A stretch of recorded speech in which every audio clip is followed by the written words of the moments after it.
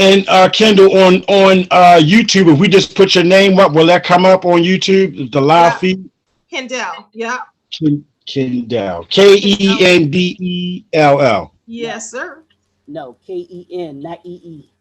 Oh, I thought he said, see, thank you. That's why Leroy always looking out. And Kendall, on Kendell. YouTube, we just put your name up. Will that come up on YouTube? Yes. Kendell. Yeah. Somebody has an echo. That was an echo. Can y'all hear me, or was that me echoing?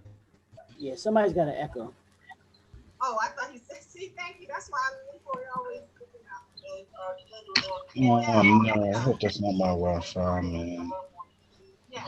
Hold on, let me make sure my Wi-Fi is good. I may have to use a hotspot. Right now, your screen is frozen. Oh, we just lost him. Leroy?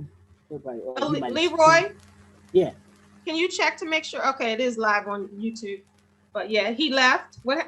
I think we either lost him on his Wi-Fi or he went out to come back in to get rid of the echo. Okay. So his phone even was his computer was telling him he was too loud. Yeah, he has a great microphone, whatever microphone he uses. Yeah, and you can tell he's a poet and a podcaster because he projects. It's all good. So true. How's everybody doing? I didn't get a chance to greet everyone properly because I was in here trying to work 3 different devices over here. How y'all doing? Great. Good. Everybody good? How you doing, love? You good? Yeah, I'm pretty good. I had it on mute. I did respond, but you didn't hear me because I had the mute button on. So we're now waiting for. Are we waiting for anyone else? Oh, it says Jody is in the waiting room, so he must have came back. He must have came back. Yeah, we might have lost him. Yeah. Okay. Kendall, you're in Baltimore. Is that right? Yeah. Yes. Outside of Baltimore. Yep. Outside. Yep. You too. Yeah. Well, Pikesville. Okay. I'm right up the street from you then. Okay.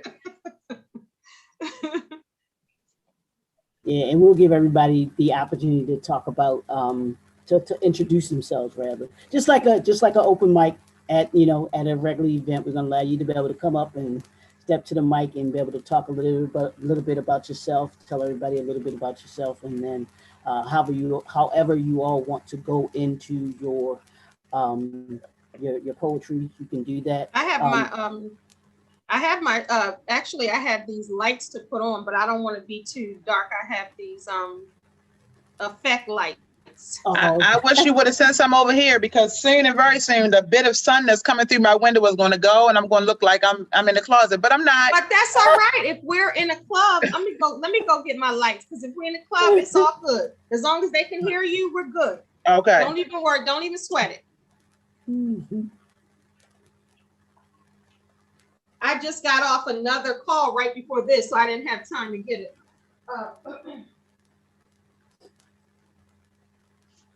Jody, we see your hand. Is that you raising your hand? We see you're trying to connect, or your other device is saying that you're trying to connect, but we can't. Did you put something in the chat?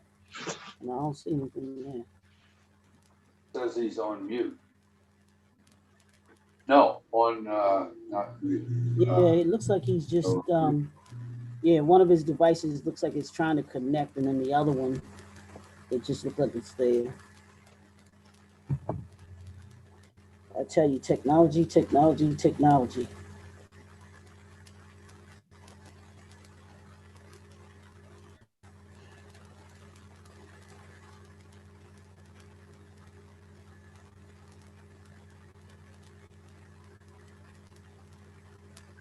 Oh, yes, you gotta let them in.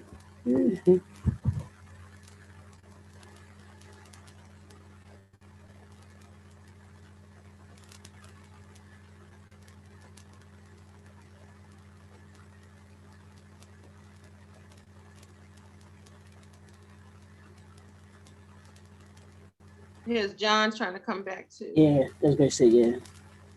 Sorry. Now, Kendall, I know his wife is supposed to be joining us too, so she may pop in, so you may see her name come up as well. Okay. Go now, bling bling.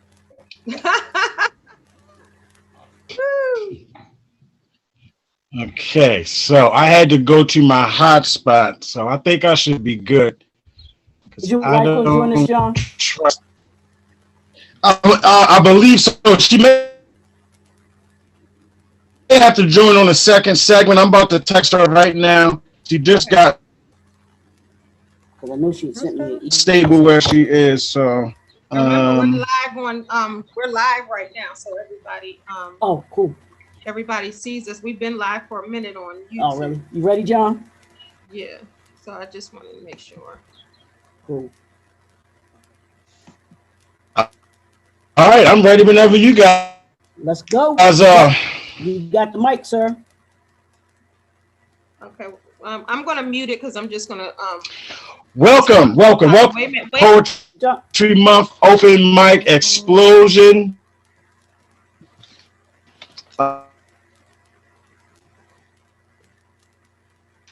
Yeah, I think he's breaking up too.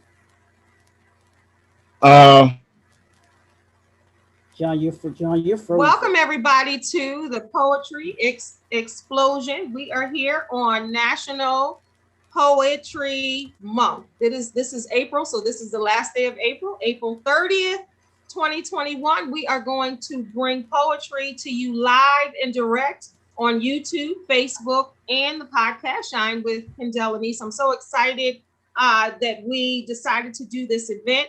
This was birthed out of Leroy and I doing a show one day. We started talking about poetry, and he was like, you know what? It's, next month, I think this was in March. Next month is National Poetry Month. We should do an event from that to this. So we're so excited to have these amazing poets here with us today. And we're going to have conversation.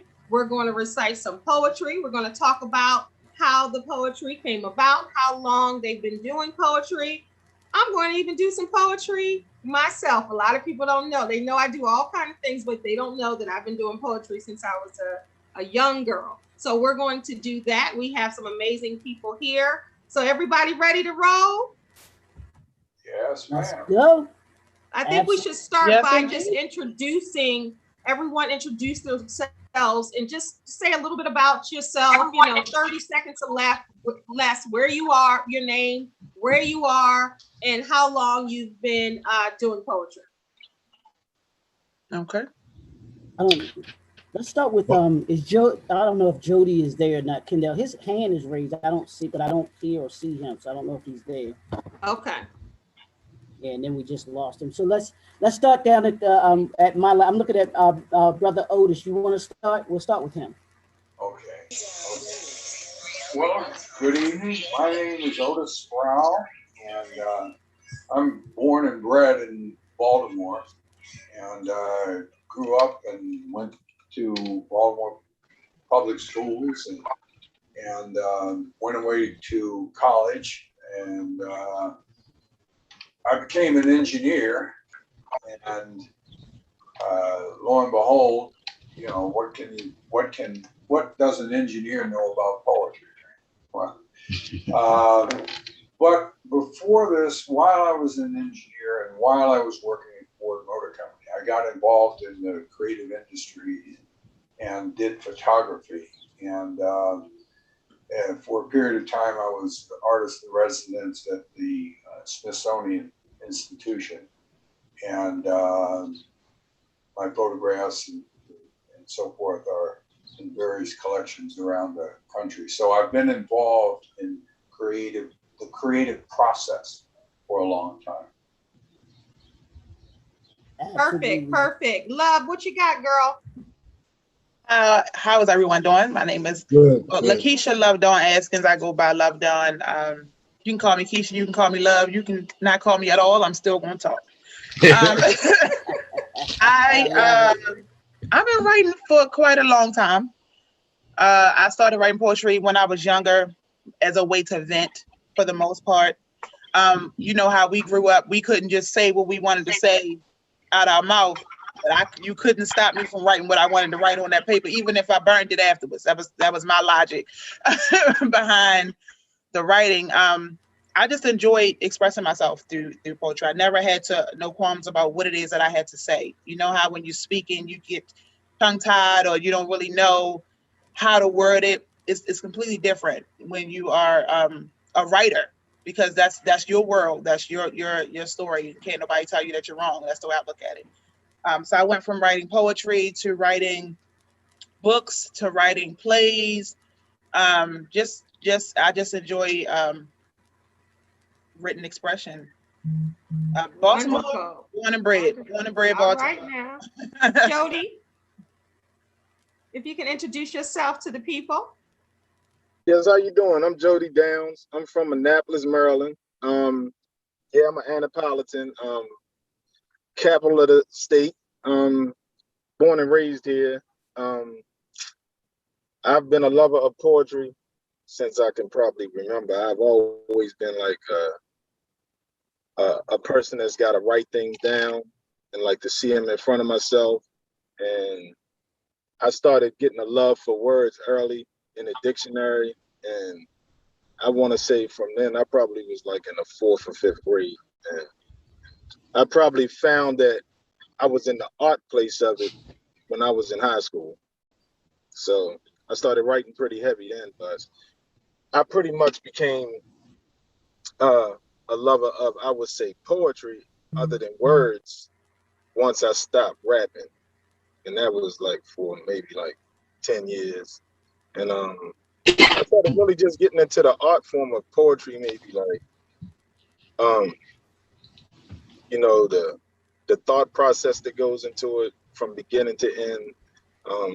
Just trying to make one masterpiece at a time is where I'm at right now. So I always write, but it's not that I love everything I do, but I love doing it. So that's my passion. It's a good form of expression, it sounds like, for you. Words. Yeah, very much so. Yeah. Freedom Writer. Me? Freedom Writer. Hey, Yeah. Sun coming in. It's real bright right now. I can't see. How y'all doing? My name is Freedom Writer, poet from Oxon Hill, Maryland. Here to enjoy the show. I've been writing for a minute now. Just like everyone else said, just a form of expression.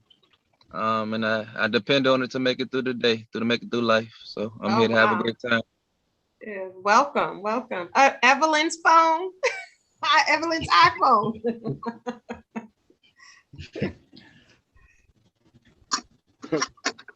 Might not be there. Or Joyce Turpin. They might just be tuning in. Okay, all right. So, well, welcome. Yeah, have them put themselves on mute as well. If they're gonna just be there, then we need to put them on mute. They need to put themselves on mute if they can. All right, John. All right, guys. My name is John Hansboro. I am a lover of poetry ever since I can remember. I think it started with listening to rap in the late 70s, early 80s. Then poetry turned into a lifesaver for me to deal and cope with everyday life, basically. You know what I mean? I went through some things in life, and to vet and to deal with the situations I was dealing with, poetry was right there for me to heal me and get me through, and it still does to this day. Yeah, I heard a couple of people said that. That's good. All right, Leroy, you want me to go, or are you gonna go? What we're gonna do? No, I'll let you go, and then I'll go last. Okay. Kendell Lenice, many people know me as the Transformational Life Coach and speaker and author and all of that. But what many people don't know is that I've loved poetry since I don't even remember when it started. That's how little I was. And like the other people said, it's just a form of expression. I love to write, and like Love said, author of books and, different things like that. But poetry is something that is very consistent and very easy. That's why I know it's just God-given. It comes very easy. When I get ready to go type or write, it just flows right through me. I love poetry. I love words. I love stringing words together. I love the thoughts that go with the words and, some of the things. And poetry has always been a thing. Like I said, many people don't know I do it. And I usually do it under a moniker. I've always kept it private to myself, sharing a little bit in some books and different things like that. But certain type of poetry, I usually keep it to myself. So many people don't even know. It gives you another, it almost is like a branch of me. You know what I mean? It gives me another person or another part of me to be able to express myself in that way. So I love poetry. I love poets like Sonia Sanchez, Nikki Giovanni. I mean, we can go on and on and on. But I love anyone's poetry who is bold enough to come outside themselves and say what they want to say. Absolutely, absolutely. What's up, everybody? It's your boy, Leroy McKenzie Jr., the impact builder. But that's not me tonight. Tonight, I am the poet, Leroy McKenzie Jr. So we are here to have just a grand time. Those of us that love poetry, that have a love for poetry, and just have a love for spoken word. I've been doing poetry, and I usually tell this, I've been doing poetry since I was in college.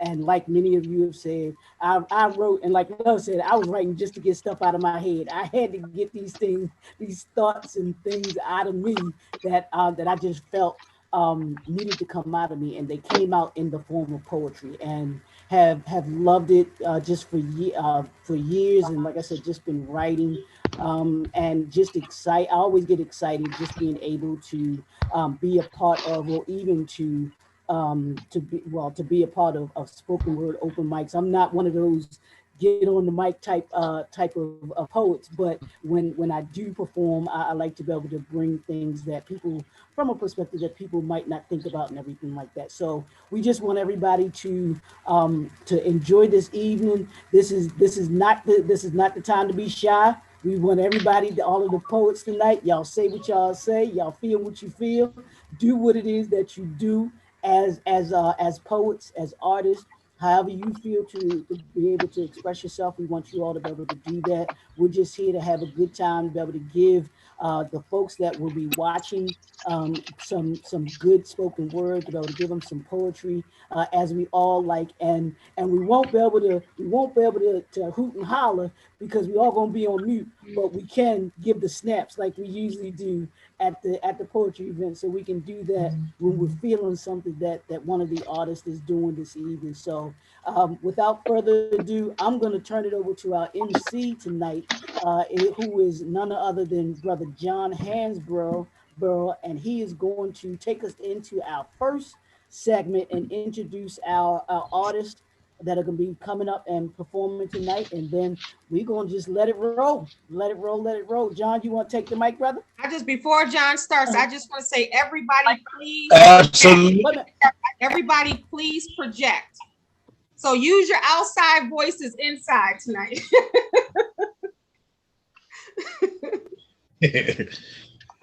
Absolutely. All right, guys, I'm so excited about this. This is a pleasure to be a part of. Introducing the first poet is actually myself, John Hansboro. I am the first poet that will be spinning tonight. One of the poems that I want to share first is one of my favorite poems. It's my absolute favorite. This is called All That Shouting Isn't Necessary.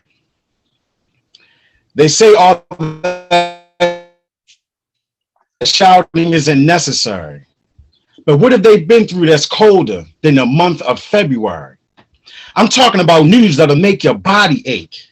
And it's out of your control, so you feel you gotta participate. It was all good just a week ago. Now I'm in a doctor's office and they planning my treatment though. My work has come to a halt, but my bills ain't longer than a tree stalk. I stand in line for aid and assistance. All the while, I feel I'm losing my existence.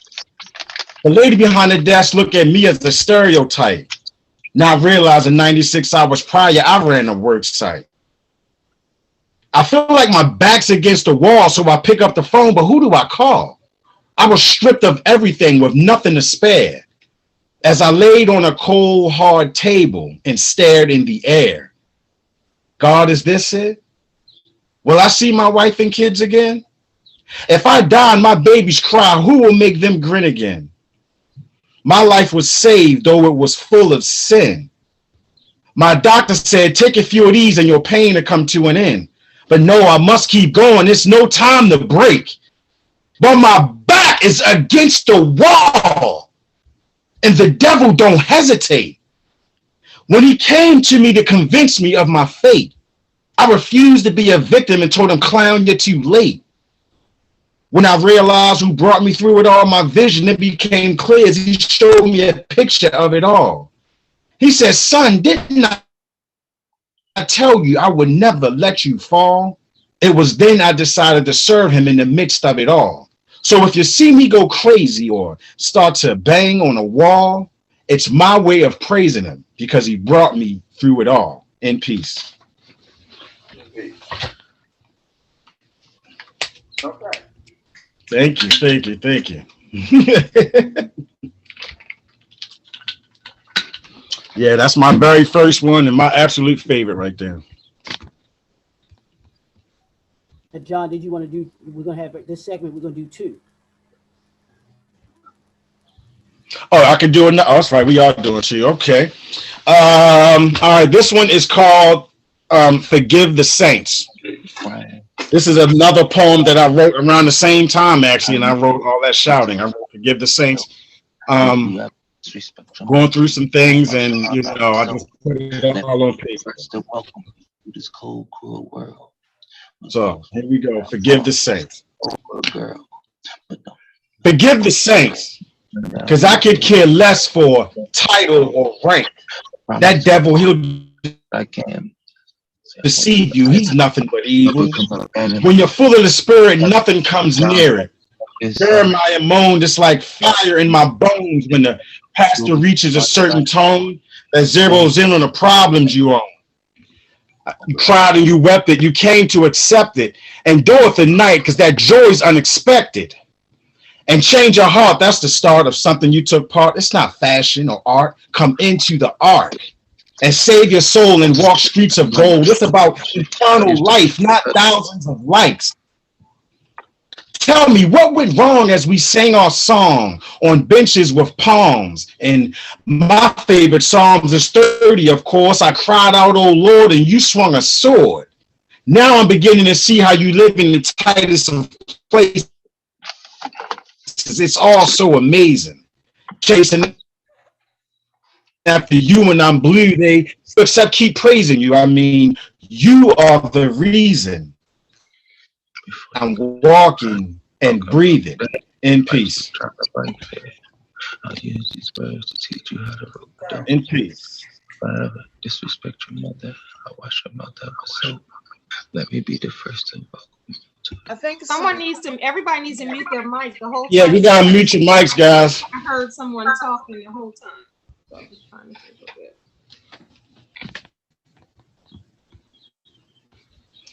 All right.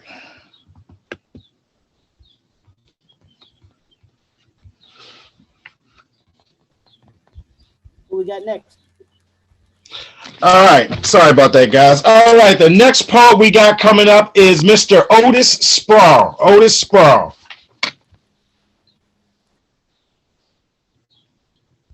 Unmute. The first poem I'd like to do tonight is a historical poem. And let's try this out. With Zoom, we have new technology. Let's see how this works. I'm going to show you, maybe show you a picture. And it's an average picture. There's a river there. There's some trees. River's very calm.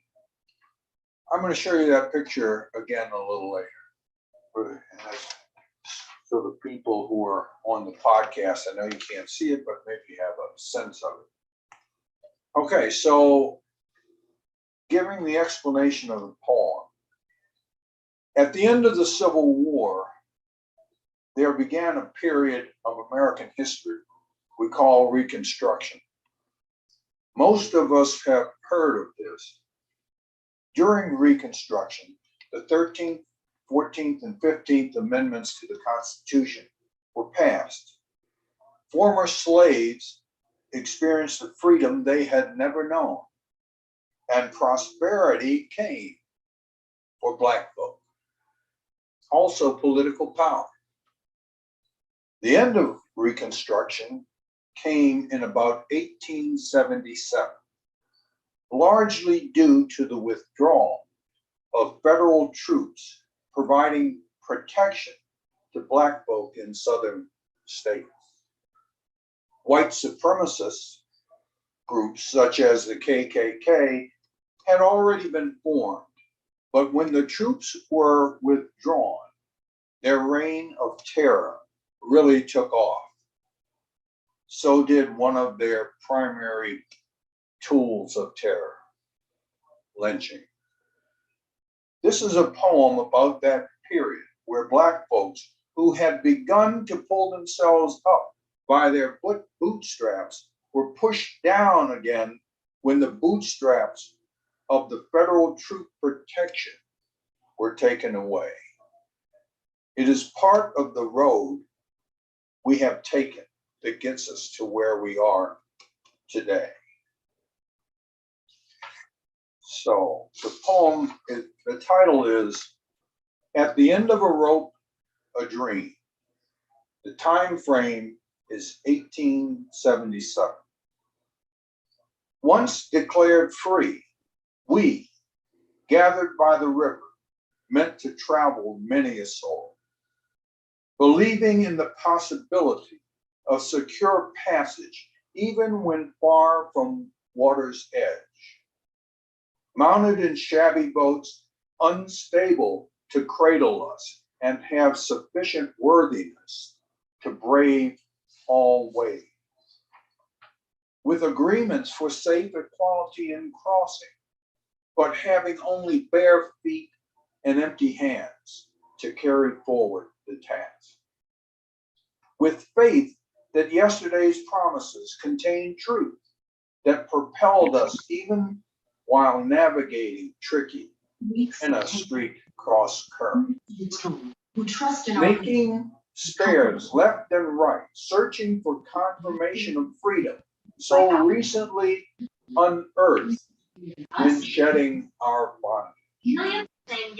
Knowing the river's flow could have happened before now, but for a dam of blockage diverting it to private pools filled with our exclusion. How could such a river ever nurture, ever allow a land to flourish? And yet we know the river manages branches with sprawling expanses to feed the green trees of the lower cotton land. We used to love the trees, givers of shade and sustenance, but are now being taught to lower their limbs to killing purpose with more than gesture, providing a stage where the work of provocateurs can be perpetrated, where the terror of supremacy is executed as the most evil of entertainment. We still love the tree. We will always love the tree. It has just meant that their meaning has altered, as happens with drawn out murder. But this new purpose has moved us from reduce to postpone, to cancel, to never.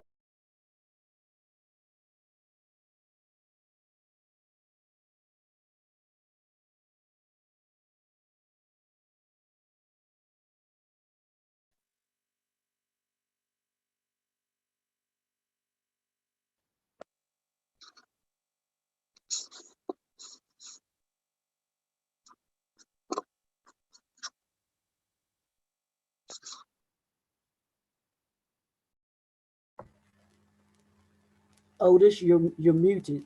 Otis, you're muted.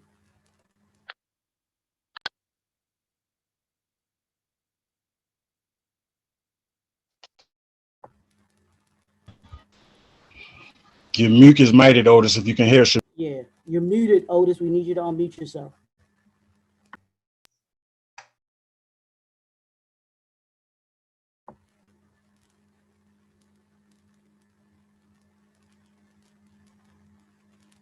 Was it all muted? No, you're good now. Go ahead. You got muted out. You were well into it. Go ahead. So it just flipped. Okay. Yeah. All right, well, let me go back. But the new purpose has moved us from reduced to postponed to canceled to never was. And once prostrate, it makes no difference whether it be supine or prone, because the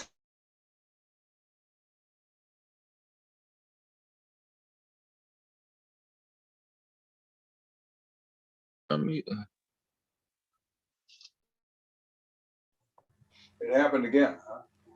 Yeah, I'm not sure what the technical difficulty is. Go ahead. You go ahead. Go ahead, Otis. Okay. And once prostrate, it makes Wait a minute. I'm sorry. That was me. I was trying to mute Galaxy because you could hear his TV and you couldn't really hear yours. It was very loud. So when I muted his, I muted yours too. But I was trying to just make sure everyone was mute, because a lot of your parts we couldn't hear because Galaxy, he had like a television or something in the background. Oh. Yeah. So okay. So maybe I ought to go back a ways. All right, let me start over. Can I start over? All right. At the end of a rope, a dream. Once declared free, we, gathered by the river, meant to travel many a soul, believing in the possibility of secure passage, even when far from water's edge. Mounted in shabby boats, unstable to cradle us, and have sufficient worthiness to brave all ways. With agreements for safe equality in crossing, but having only bare feet and empty hands to carry us forward through the task. With faith that yesterday's promises contain truth to propel us even when navigating tricky Henna Street cross currents, sneaking stairs left and right, searching for confirmation of freedom so recently unearthed when shedding our bondage. Knowing this river's flow could have happened before now, but for a dam of blockage, diverting it to private pools filled with our exclusion. How could such a river ever nurture, ever allow a land to flourish? And yet we know the river manages branches with sprawling expanses to feed the green trees of the lower cotton land. We used to love the trees, givers of shade and sustenance, but are now being taught to lower their limbs to killing purpose with more than gesture. Providing a stage where the work of provocateurs can be perpetrated, where the terror of supremacy is executed as the most evil of entertainments. We still love the trees. We will always love the trees. It has just meant that their meaning has altered, as happens with drawn out murder. But this new purpose has moved us from reduced to postponed to canceled to never was. And once prostrate, it makes no difference whether it be supine or prone, because the contempt of common hands is upon us. So cruel to kind, so cruel to kind. And there are words never intended to be worn, which hang with weight round our necks, shorn of solemn promises, made with intent, but ultimately replaced by up-the-sleeve snickers. We're all searching for freedom, only whispered of, but never seen. A discovery for the worth of the word in this world, whether spoken or written. And a hope the beast of yesterday can be made the wholesome meal of tomorrow. Strike as hard as you like. The anvil of freedom still lives.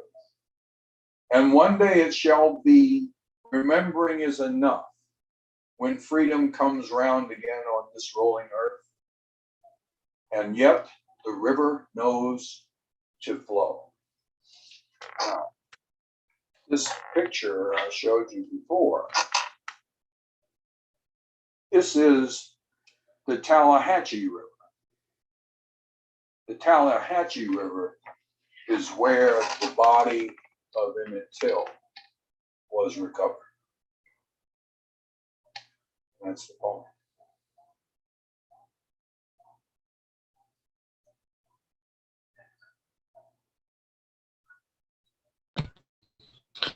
Absolutely awesome. Absolutely awesome, Otis. Thank you for that. Would you like to share another one? Yeah. Yeah, you can go ahead and do that. We are sharing two apiece. That was very good. That was very interesting. Really was. I love the picture too. It gave me a good idea of what you were talking about. Definitely. Yeah, it makes it come true. Here's a poem. You'll get it. You understand it right away. This poem was written about 6 years ago, so it's not related to what's been going on since George Floyd and subsequent things to that. So it's got a little age on it, but I think it still makes sense. The title of it is Black Men. I know you from our time at the front, together. Together we found there was no such thing as a completed struggle. We believed in ourselves that together we could defeat all comers, regardless of how armed. Never mind the lead bullets which we could hear trying to unfurl their way up from streets and alleyways to find us together. So early on, we learned we had better both start running because we knew we would be adjudged guilty as sin together. Now we find our fates are tangled together, and we must attempt to untwist that for the sake of our individuality. And yet we both need to point our thoughts at tomorrow together so as not to sacrifice the realities of our being here together. In so doing, together, we sometimes produce the diminished sounds of drowning men who cover each other with splashing gasps, perhaps being dragged down by the undertow for the third time together. Our survivability must be enough to make a difference together. What else are Black men in America supposed to do together? The answer is, and always has been, more painful than the question.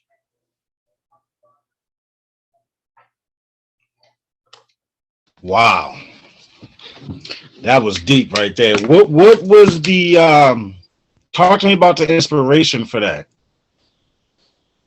It was recognizing that there's a solidarity that will help us get through this. Right. And my sense was, again, 5 or 6 years ago, that maybe some of that was not as solid as it could be. So it was meant to remind that we need to rely on each other, and we need to be confident in each other, and that will bring us through. Absolutely, Otis. I definitely agree with you there. I definitely do. Well, we thank you. I thank you for sharing that. We're gonna keep it moving, guys. And the next poet that we have coming to the mic is a family member of mine, LaKisha Love Dawn Askins. LaKisha Love Dawn. Hello, everyone.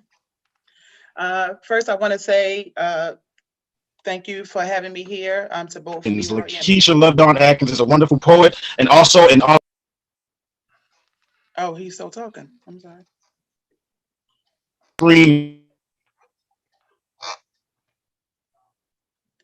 Am I? poet, and also an awesome screenwriter. We're gonna let her talk a little bit. Yeah, you good. Okay. Whenever you ready, LaKisha, you good. Okay. All right. I was. I didn't know what to do here. So again, thank you for having both Leroy and Kendell. Thank you for the invite, John. That's my family. Wonderful poems already that we've heard. Listening to Mr. Otis, I was like, he done pushed me in a whole nother direction. I'm like, I wait a minute. I thought we was just going to keep it light, but see, we going deep. So let me just stay in the trajectory of the deepness. So I'm gonna read this first poem. I wrote this first poem, and it's so crazy. It's not that in light of everything that's been going on with the Floyds, and the list is so long. It's like every time you get used to saying one name, it's a new name, that you're adding to the list. So I wrote this to come from multiple different perspectives, and I wasn't going to read this one. I wrote I did a little video to this one. I wasn't going to read it because the poem is written in like a script format, so it's multiple people talking. So I'm gonna read it for you all, and I'm gonna read it, and I'm hoping that you can envision it to be almost like a story that I'm telling you. So I try my best to break up the part so that you can kind of hear the flow of the language, if you understand. Now, I wasn't going to use my phone. I had paper. I was ready, y'all, but it ain't my fault. Blame it on Mr. Sprow. He did it. Because okay, this one is called Mama's Baby Boy. Where did the fear of black skin come from? My skin is the same, so explain to me what makes you run. I run because you're scared. Yeah, you look like me, but you're not reachable. I'm scared because you run. You move too quick and you're unpredictable. What is unpredictable is whether or not I'm going to make it back home. I have to move quick or I might die out here alone. It would never come to this if you would just stop, put your hands up, and follow directions. You mean die with my hands up? Because that's the projection. Why do y'all make things so difficult? Just follow the rules. Listen to what's being said. Take the cues. Things would go so much easier if you would. Things wouldn't go at all if you did what you should. What I should, this is my job, my livelihood. Your livelihood, this is my life that at any moment you can take, and I believe you would. I just can't wait to see my baby boy. He's coming home from work. Every day he comes and check on me wearing that silly hat and witty smirk. Oh, that's nice. I'm waiting on my boy too. He comes daily like clockwork. If he didn't, I wouldn't know what to do. Well, would you like to wait together? There's no sense waiting alone. The house ain't been the same since the kids got grown. Don't I know it? It seems like yesterday I was just telling him he could be all that he wanted to be. Yeah, but the truth of the matter is you just got to keep on living to see. My baby always wanted to be a police officer. He said he wanted to help his fellow man. My boy does a little bit of everything. He does the best he can. My next door neighbor lost her son, so she needed help around the house. Well, he fixed this and he fixed that, so much so I almost wondered if he was her spouse. But that's just who he is. Money is no matter. Oh, don't I know, just like my boy. But no matter how hard he tries, the world just goes faster. He went on a call the other day with a young black boy who robbed the store. Well, come to find out, it was food for his family because the boy didn't have no more. Well, what did he do? Did he help him out? Did he give him another chance? Well, I don't think he could because he's new and his partners gave him that glance. But what he did do was ask the judge to go easy on the lad. But then the boy went home with his stomach growling, which was the same thing he already had. I try to look at things from a positive side. At least he went back home with his family. With the starving family is what you mean? If I'm hungry, don't help me. Feed me. Where is my son? He should be here by now. He's never usually this late. Yeah, you're right. I'm getting nervous. He's got a lot at stake. Just being a black man in today's world is enough by itself. Well, try being a cop in today's world. His stake is full of wealth. I just want my baby to make it home with all of what God gave him. I just want my baby to make it home with all of how I made him. We're at a crossroads, young man. So what are you going to do? Are you going to turn and run? Stay and obey. It's all up to you. Turn so you can shoot me in the back? No, I'm good. I'm not gonna make it easy for you to pull out your white hood. Don't disrespect me like that. I'm a black man, same as you. I fight the same battles, lose the same wars, just like you do. Just like me, no sir. Your costume keeps you covered. You walk around in stealth for your protection. Only thing better is the prayers of your mother. You keep my mother's name out your mouth. She has nothing to do with this. Au contraire, mon frère. Every mother assumes this risk. I am a black man. I am a black man. We are black men in America. And no matter how many stealth costumes you wear, they ain't got no love for you. So go ahead, do what you want to do, because soon your comrade's going to be here. Then it's going to be between me or you. It's not like that no more. Oh, but it is. And you know this for sure. But like you said, we're at a crossroads. Do we play this out or do we walk away? I'm going to let you go with a warning. I could lock you up, but I've decided not today. Okay, power play. Guess I'll back up and take the win. You need to be more appreciative. I only did it to ensure we both see our mothers again. There's my baby boy. I can see him off afar. I think I hear my son coming too. It's always him in that loud car. Yes, he's a handsome fella, and I'm sure he brings you joy. Sorry.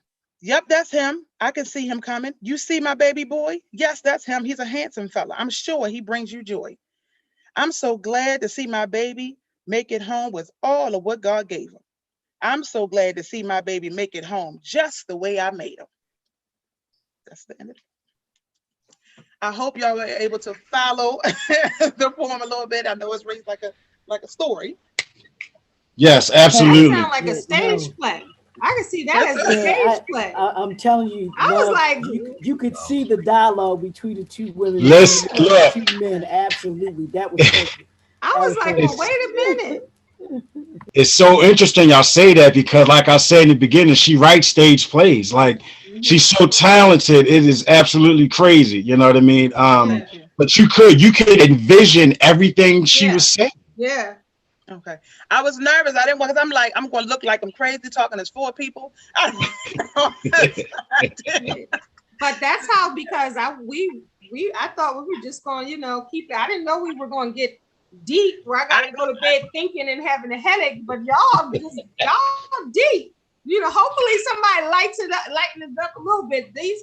For real, this is poetry is a way and a form of expression and getting out what you need to get out and really telling the truth and being authentic. And both you and Otis, ain't nothing but the truth in both of what you all are talking about. That was great. That was great. Absolutely. LaKisha, would you like to share another one with us? I'm gonna go down Kendall Road. I'm gonna lighten it up. Okay. That's up to you now. That's up to you. I hope it's lighted in my camera, y'all. I'm sorry. I told y'all the sun was y'all, that ain't my fault. You are good, sis. You good. Okay. So this next one is all in fun. The name of the poem is Do You Like Onion Stage? And I wrote this because I don't know about y'all, but Corona has been wreaking havoc on relationships and marriages from what I can see. So it's a lot of people that's, should we say, starting over or starting fresh, with their loved one, not my business. But I wrote this one talking about starting over again after being in a relationship. So I haven't read this one in a very long time, so bear with me if I mess up. All right. Breakups are never fun, unless fun caused the breakup. And in that case, what's done is done. But when the dust settles and you're standing alone, the silence make you reconsider everything that may have went wrong. One way to help you manage these moments of abyss is to find you someone else to kick it with. Laugh at a movie, dance to a beat, share conversation over coffee with a song on repeat. Get your feet wet or dive in the ocean. Enjoy yourself while you can before it sets in the notion that you're back in elementary school, swimming in the baby pool, training wheels on your bike, in the house before it's night. You are starting all over again, no longer your mate, just your friend. In other words, an associate that you know nothing about. You just got in. Already, you're itching to get out. You're sitting across the table, emotion switching from rage to calm because you are now realizing, you're sitting across the table, emotion switching from calm to rage because you are now realizing you are in the do you like onion stage. You've invested years into your former boo. Now you have to start over and figure out someone new. Who the heck wants to learn new allergies again? You just found out where your ex kept his EpiPen. Now you're ordering dinner in doubt, scared your choice might break him out. You just should have stayed with your ex. No, they weren't perfect, but at least you knew they're good, they're bad, and the rest. Now you're sitting there in your feelings, locked in a cage, with a stranger suffocating in the do you like onion stage. Some say they like to begin again. It's the start of something new, a fresh perspective, like a sweet morning dew, a way to wash away the old and forget the past, like a promotion on your job with a simpler task. It's easy, it's calm, the honeymoon stage, if you will, until your eyes start twitching because you forgot to take your pill. Now your new boo was clueless of what to do. They don't know they don't know if you're choking or you're crying or dying because they don't know you. Your ex would have grabbed your bag and stuffed your pill in your mouth. See, you remember because they saw your auntie do it last Christmas at your mama house. Instead, your new boo was frozen silent, looking at you with his eyebrows raised. But it's not their fault. You passed out because you got caught up in the do you like onion stage. Look, can I tell you something? Can I tell you something? When I'm coaching and when I'm talking to people, I always say you don't want to go back to the do you like mushrooms? Do you like this? So when you get the title, I was already in because I knew exactly it was good. It was good. It was good. Thank you. Yes, that was awesome. Really good. I love that. The onion stage. That was good. That was good stuff. Next coming to the stage, we have Mr. Jody Downs. Jody Downs.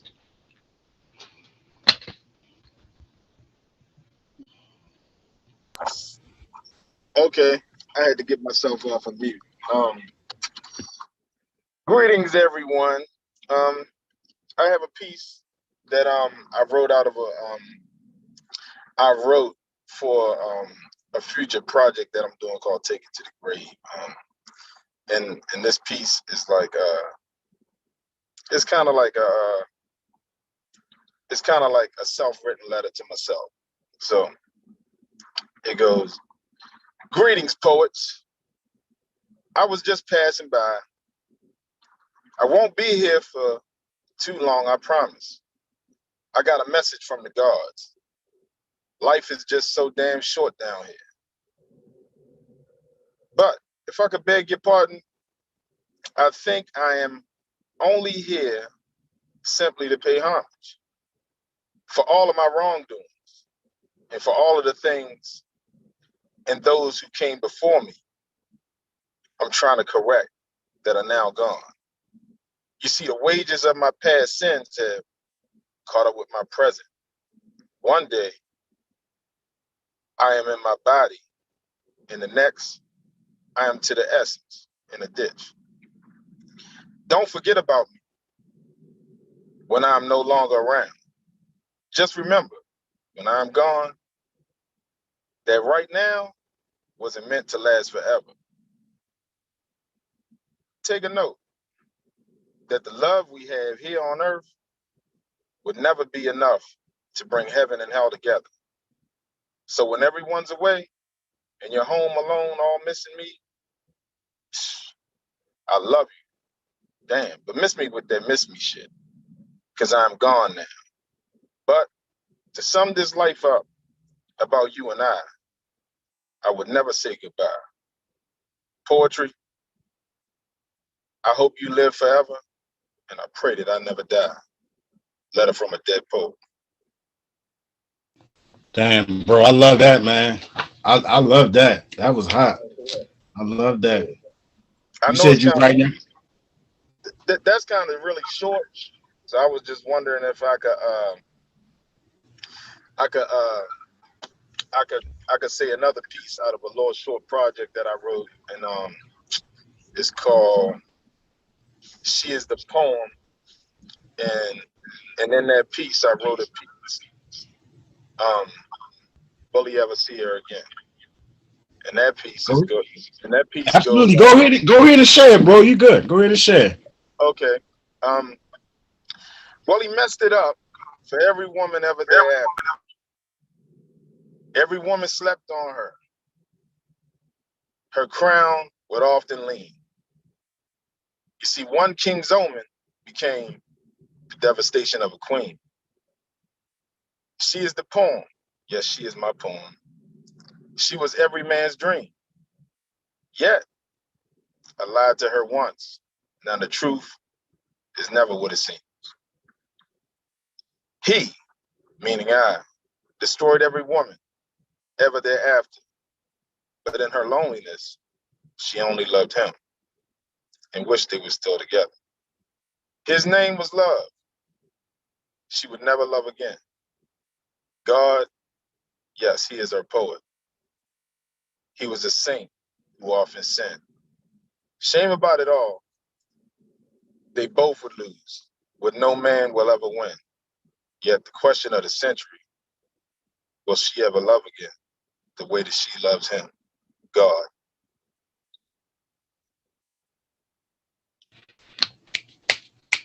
Awesome, bro. Awesome. I wanna keep it moving. I got some questions for you, but I'm gonna keep it moving so we can get through everybody. But Okay. that was absolutely powerful, brother. Definitely. Thank you. The next person we're gonna bring to the stage is a native. Well, he's a native from everywhere. Let's just say that, because I don't know if he's really from DC. I know he's from DC. He lives in Baltimore, but he's an awesome poet. Follow this brother on YouTube. I just had him on my show not too long ago. We're gonna bring to the stage Jeremy Freedom Writer Johnson. Freedom Writer Johnson. Hey, what's going on, everybody? My bad earlier. I didn't know. I'm in the car, so I didn't know my mic was on. So, John, I apologize for your performance. My bad, bro. Love. It's all good, brother. You know we good. All right, so I'm gonna get in and get out. I gotta actually pick my son up by 8:30, so that's why my video in and out. But as you can see, it's my son behind me in my video in the picture. A poem I wrote for him. All right, there we go. Before you come to me crying, talking about daddy, life's not trying to fight fair. I'll use these words to teach you how to rope a dope. And if you ever disrespect your mother, I'll wash your mouth out with soap. Let me be the first to welcome you to this cold, cruel world where most men downfall are usually over a girl. But I won't let you fall victim. I promise to protect you as best as I can. See, I want you to idol me, but become a better man. I love you like John Quincy loved his son. And during my darkest days, I would think of you and you will become my son. Understand, you come from royalty like Simba. Don't let people play you for a little cat like Kimber. And if you have hoop dreams, just promise me that they don't end up like Antoine Walker's. See, you don't need the luck of the Irish when you have faith in the God. There's nothing more important than your family and God. I want you to dream big like obstacles don't exist. See, actually chasing after it is the only difference between the dream and the wish. And when people tell you you can't, always remember that you can. See, I want you to honor me, but become a better man. Before I leave this earth, it's my job to make sure that you became a man. It's not just important to me. It's important to every branch on this family tree. See, we don't back down. And it's my job to teach you that. Since my grandfather is no longer around, he was a man with great pride. He taught me how to never let a hater slow down your stride. Walk with your chest up and your head towards the sky. Look every person in the eyes, because that's where the lies lie, baby boy. You're getting ready to fight the fight of your life. Understand, you only get one shot at life. And that's why it's important for you to be everything you can. See, I want you to idol me, but become a better man. A better man.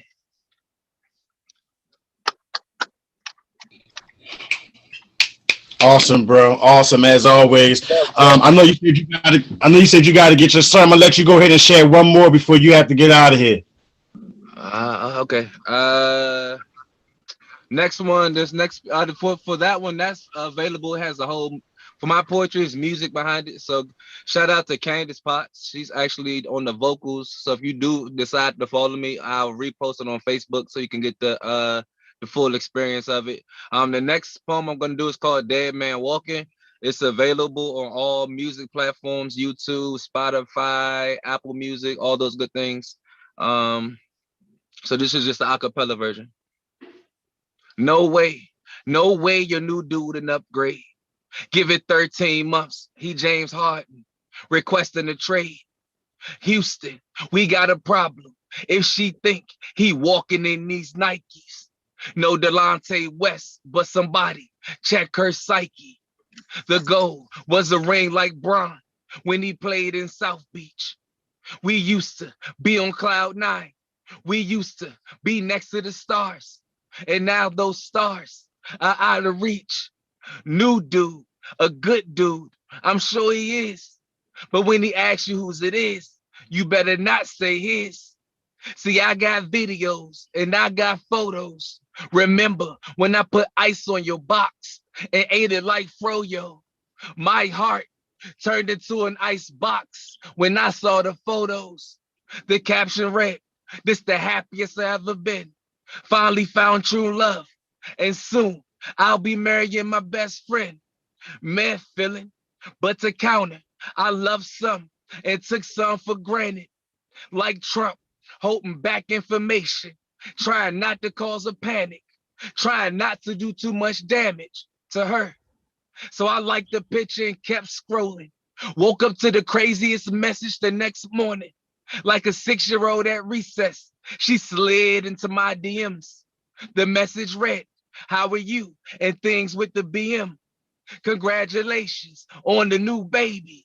She must be special when you making her your special lady. Me and you, we got history. I'm talking like Martin and Gina, Overton and Sinclair, Cliff and Claire, like Japan against America, war against you. I didn't mean to declare, but at the time, I couldn't control these emotions. Like the Titanic, I left you stranded in the ocean. Like a good book, I regret that I finished you. People tell me they're sorry for the breakup. I tell them that makes 2. More dots pop up. I shouldn't be saying this. I'm tipsy. The Ciroc got me saying this. In a few months, I'll be saying I'll do. And when I say those 2 words, pardon me, wish I was saying them to you. Awesome, awesome, awesome, awesome as always, my brother. Always awesome, man. Yeah, y'all. Make sure you follow this brother. YouTube, every social media site you can find him on. You definitely want to follow Jeremy FreedomWritter Johns. He's a wonderful poet, good brother. He's got a lot of things going on. He does a lot of organization, helps out the kids. He's a good guy. He's a good guy. Before you go, Jeremy, appreciate it. I'm a stay. Oh, me. No, before you go, Jeremy, put your information in the chat. Okay, put your information in the chat. Hold on. I got you. I'm driving, but I'm gonna stay listening to everybody at least through the first session. So again, I just want to thank you for the opportunity and appreciate it, and I will do that. John, love you, bro. Absolutely, love you too, bro. Thanks, man. All right, my man. Next poet we're gonna bring to the mic is one of the people who made this all possible, Miss Kendell Lenice. Everybody, Kendell Lenice. I was getting my water. Because I had something right before this, and I was like, "Oh, let me come over here." All right.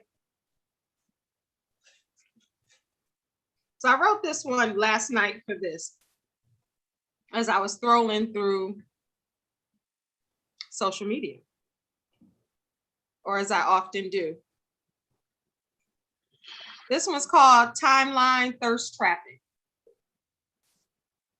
Thirst trapping, and for those that don't know what thirst trapping is, it's when you have the provocative photos going through your timeline, the men and the women scantily clad. That's for the people who don't know what thirst trapping is. Thirst trapping down the timeline to get some attention or a mention is the point of it all for many women, and yes, men too, wanting to be seen by thousands as they tally up the likes. Everything goes down in the DMs, checking once and often twice a minute, seeing what's said or offered. Maybe a shot was taken, spending every waking moment concerned about how someone else has perceived them. Well, at least perceives how they look on the outside, while shielding them from who they are on the inside. Because that's not important in the world of sponsorships and profiles and fit tees and throwaway clothing.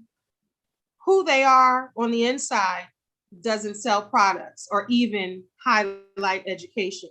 It's about evaluation and numbers, whether it's followers or likes, heart eyes or eggplant emojis. It's about show me and improving your worth on social media. Thirst trapping to get people tapping on pictures without reading captions, because that doesn't matter as long as you don't look fatter than you did the post before.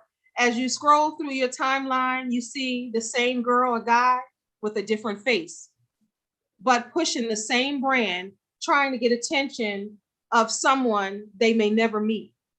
But hey, that's the world we live in. So most people just give in and do what the last one did, losing their identity, because that didn't work before. Sex sells is what they say. So I might as well give it a try and allow the old me to die inside. Thirst trapping timeline. That's absolutely awesome, Lenice. That is awesome. Thirst trapping. I like that. I'm going to use that. That's a new term you just told me. Timeline, Thirst trapping. I didn't know what that was. Mm-hmm. Yeah. It makes a lot of sense. Yeah, it's the people, the people who got like that was. It makes a lot of sense. That was absolutely wonderful. Thank you. It's the 52 selfies and barely any clothes on, and all the pictures are in the gym and all of that going down the timeline. Yeah. Is he talking? He's on mute. You're on mute, John. Yeah, I hear.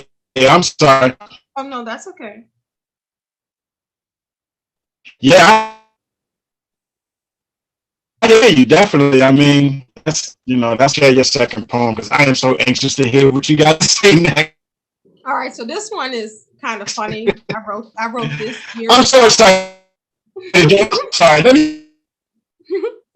I tried. So this one is funny. I wrote this years ago, and everybody has heard the term "It's not over till the fat lady sings," right? I can't hear John. Is he trying to? Oh, okay. It's everyone's heard "It's not over till the fat lady sings." So this one is called Right. Who is this fat lady? Who is this fat lady? Who is this fat lady I've been hearing about all my life? You know the one. The one is supposed to sing until her heart's content. And the end all be all, the lady of the hour. You know the one. The lady that sings when things are finished, finito, done. You know the one. Why do we have to wait until a lady I may or may not know starts to sing before I decide to go? Lenny Kravitz said it ain't over till it's over when he sung about Lisa Bonet. He never said nothing about a fat lady appearing in his song lyrics. Why do we have to wait to listen and hear it? Who is the fat lady I may or may not know? And what's considered fat anyhow? Is she a size 14 or size 24? Does she sing loud enough for everyone to hear? Or does she give you a personal serenade? Does she sing The End of the Road by Boyz II Men? Or does she sing I Am Telling You by either Jennifer? How do we know when to say when? Will New Edition sing, Is This the End? Will the fat lady tap me on the shoulder and say, this one's for you? Or will she sing into a crowded room for everyone to guess who she's singing to? If anyone can describe this fat lady, weight, complexion, size, or shape, please let me know, because I'm ready to roll.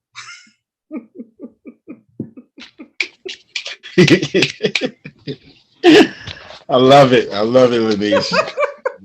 I always wondered that myself. Like, who is this big woman that they talking about? I always wondered that. All right, we're gonna keep it over to the fat lady sings. Well, who is she? Because I'm ready to go. Why she gotta sing? we will keep it moving right along, guys, and bring up the other person who made this all possible, Mr. Leroy McKenzie Jr. Kendell, that it was absolutely wonderful and hilarious. I love that. Never thought about that. Never thought about that either. Who is this woman that they keep talking about? They got to come sing because she'll never seem to be showing up. She need to show up somewhere. I love it. I love it. I love Yes, it. that was awesome. That was awesome. Thank you. Thank you. All right. Since we've kind of gone from the serious and we've lightened stuff up, I'm gonna give y'all, and we have had a nice gamut of different types of poems that we've had tonight, spoken word. But I'm gonna give y'all one of those hopefully feel good poems. And I wrote this one. This one actually came from this was years ago. I was riding back. Me and my girlfriend at the time, we were riding back from an event. And you know how you just riding, and it's one of those good, nice summer nights. You got the music playing. You just driving driving back from the spot. You had a nice night, air blowing and everything like that. This is what inspired this particular poem. It's called My Favorite Love Song. My Favorite Love Song. As we're riding along in the car, the radio station is going, just playing songs as they usually do. My ride is filled with my thoughts of a time that I once knew. Those moments that we shared, the memories we created, all come to mind when I hear our song. The music is magical, not because of just the words, but the melody that played along with them. It reminded me of who we are together and how we go with each other just the same. We bring to each other a something that cannot be recreated. We are one of a kind because what we have become is one mind. Not one mind in the sense that we do not think individually, but one mind in that we complete each other. What I'm missing, you bring to me, and what you're missing, I bring to you. We give to each other like that. We love each other like that. We care for one another like that. We support each other like that. And we were brought together just like that. As our ride home ends, our journey is just beginning, creating and building into one another as well as building together. We turn and smile and say to one another, now that's my favorite love song. That's that. All right now, Teddy Pendergrass now. Okay now. You talking about you lightening it up. All right. We about to light some candles in here and everything. Love. You were in love. That, I don't know where y'all were going, but y'all didn't have to go anywhere because you were in love. You could have been going up the street. Hey, okay, Leroy. Okay. Okay. We're gonna let Leroy go ahead and share his next one. All right, this next one is actually the title of one of my books that I've written, but it actually came from me wanting to just write to the brothers, and this is entitled "The Power of a Man." My strength is not defined by my prowess or by my physical stature. I am powerful beyond intellect, and how many letters are behind my name? I personify what it is to be a man because I understand what makes me a man. The gifts I give, the material possessions do nothing to define who I am because all that matters to me is that I make a difference in this world before I leave it. My perspective keeps me in check because I know who, who I am, and I don't allow others to define me. My pleasure and happiness is deeply rooted in my faith, family, and my community. Keeping and preserving our legacy is my lasting purpose. I am more than a co-parent and seek to love uninhibitedly. My soul searches for the one who compliments me and stands with me. I am here to cover you and not to be over you. My spirit is uncompromising when it comes to knowing where I am headed. The peace I have is the peace I seek to give. Believing in me is all I know how to do. I will be united. I will rise to my responsibility and be who I am called to be, because that is the power of a man. Okay, man. All right, Leroy, man, you showing me a whole different side of you, brother. You little softy, you little sweet softy. Oh, I love it though, man. It's really good, Leroy. That's really good. You know, yeah. we've come to the discussion part of our event. Um, we just want to be able to talk about, you know, if anyone on here has any books, this is a time for us to plug everything that you're doing, talk about what inspired you to write, what inspired you to write, and why you love writing poetry. All right. So I'm going to start off with I have three books that I have available on Amazon. Okay. One is called Unusual Favor. That is a story about myself and my wife. And then I have a poetry book called Spitfire Poetry Shutdown, Volume 1 on Amazon as well. And I also have Volume 2 that I just released. I just released Volume 2.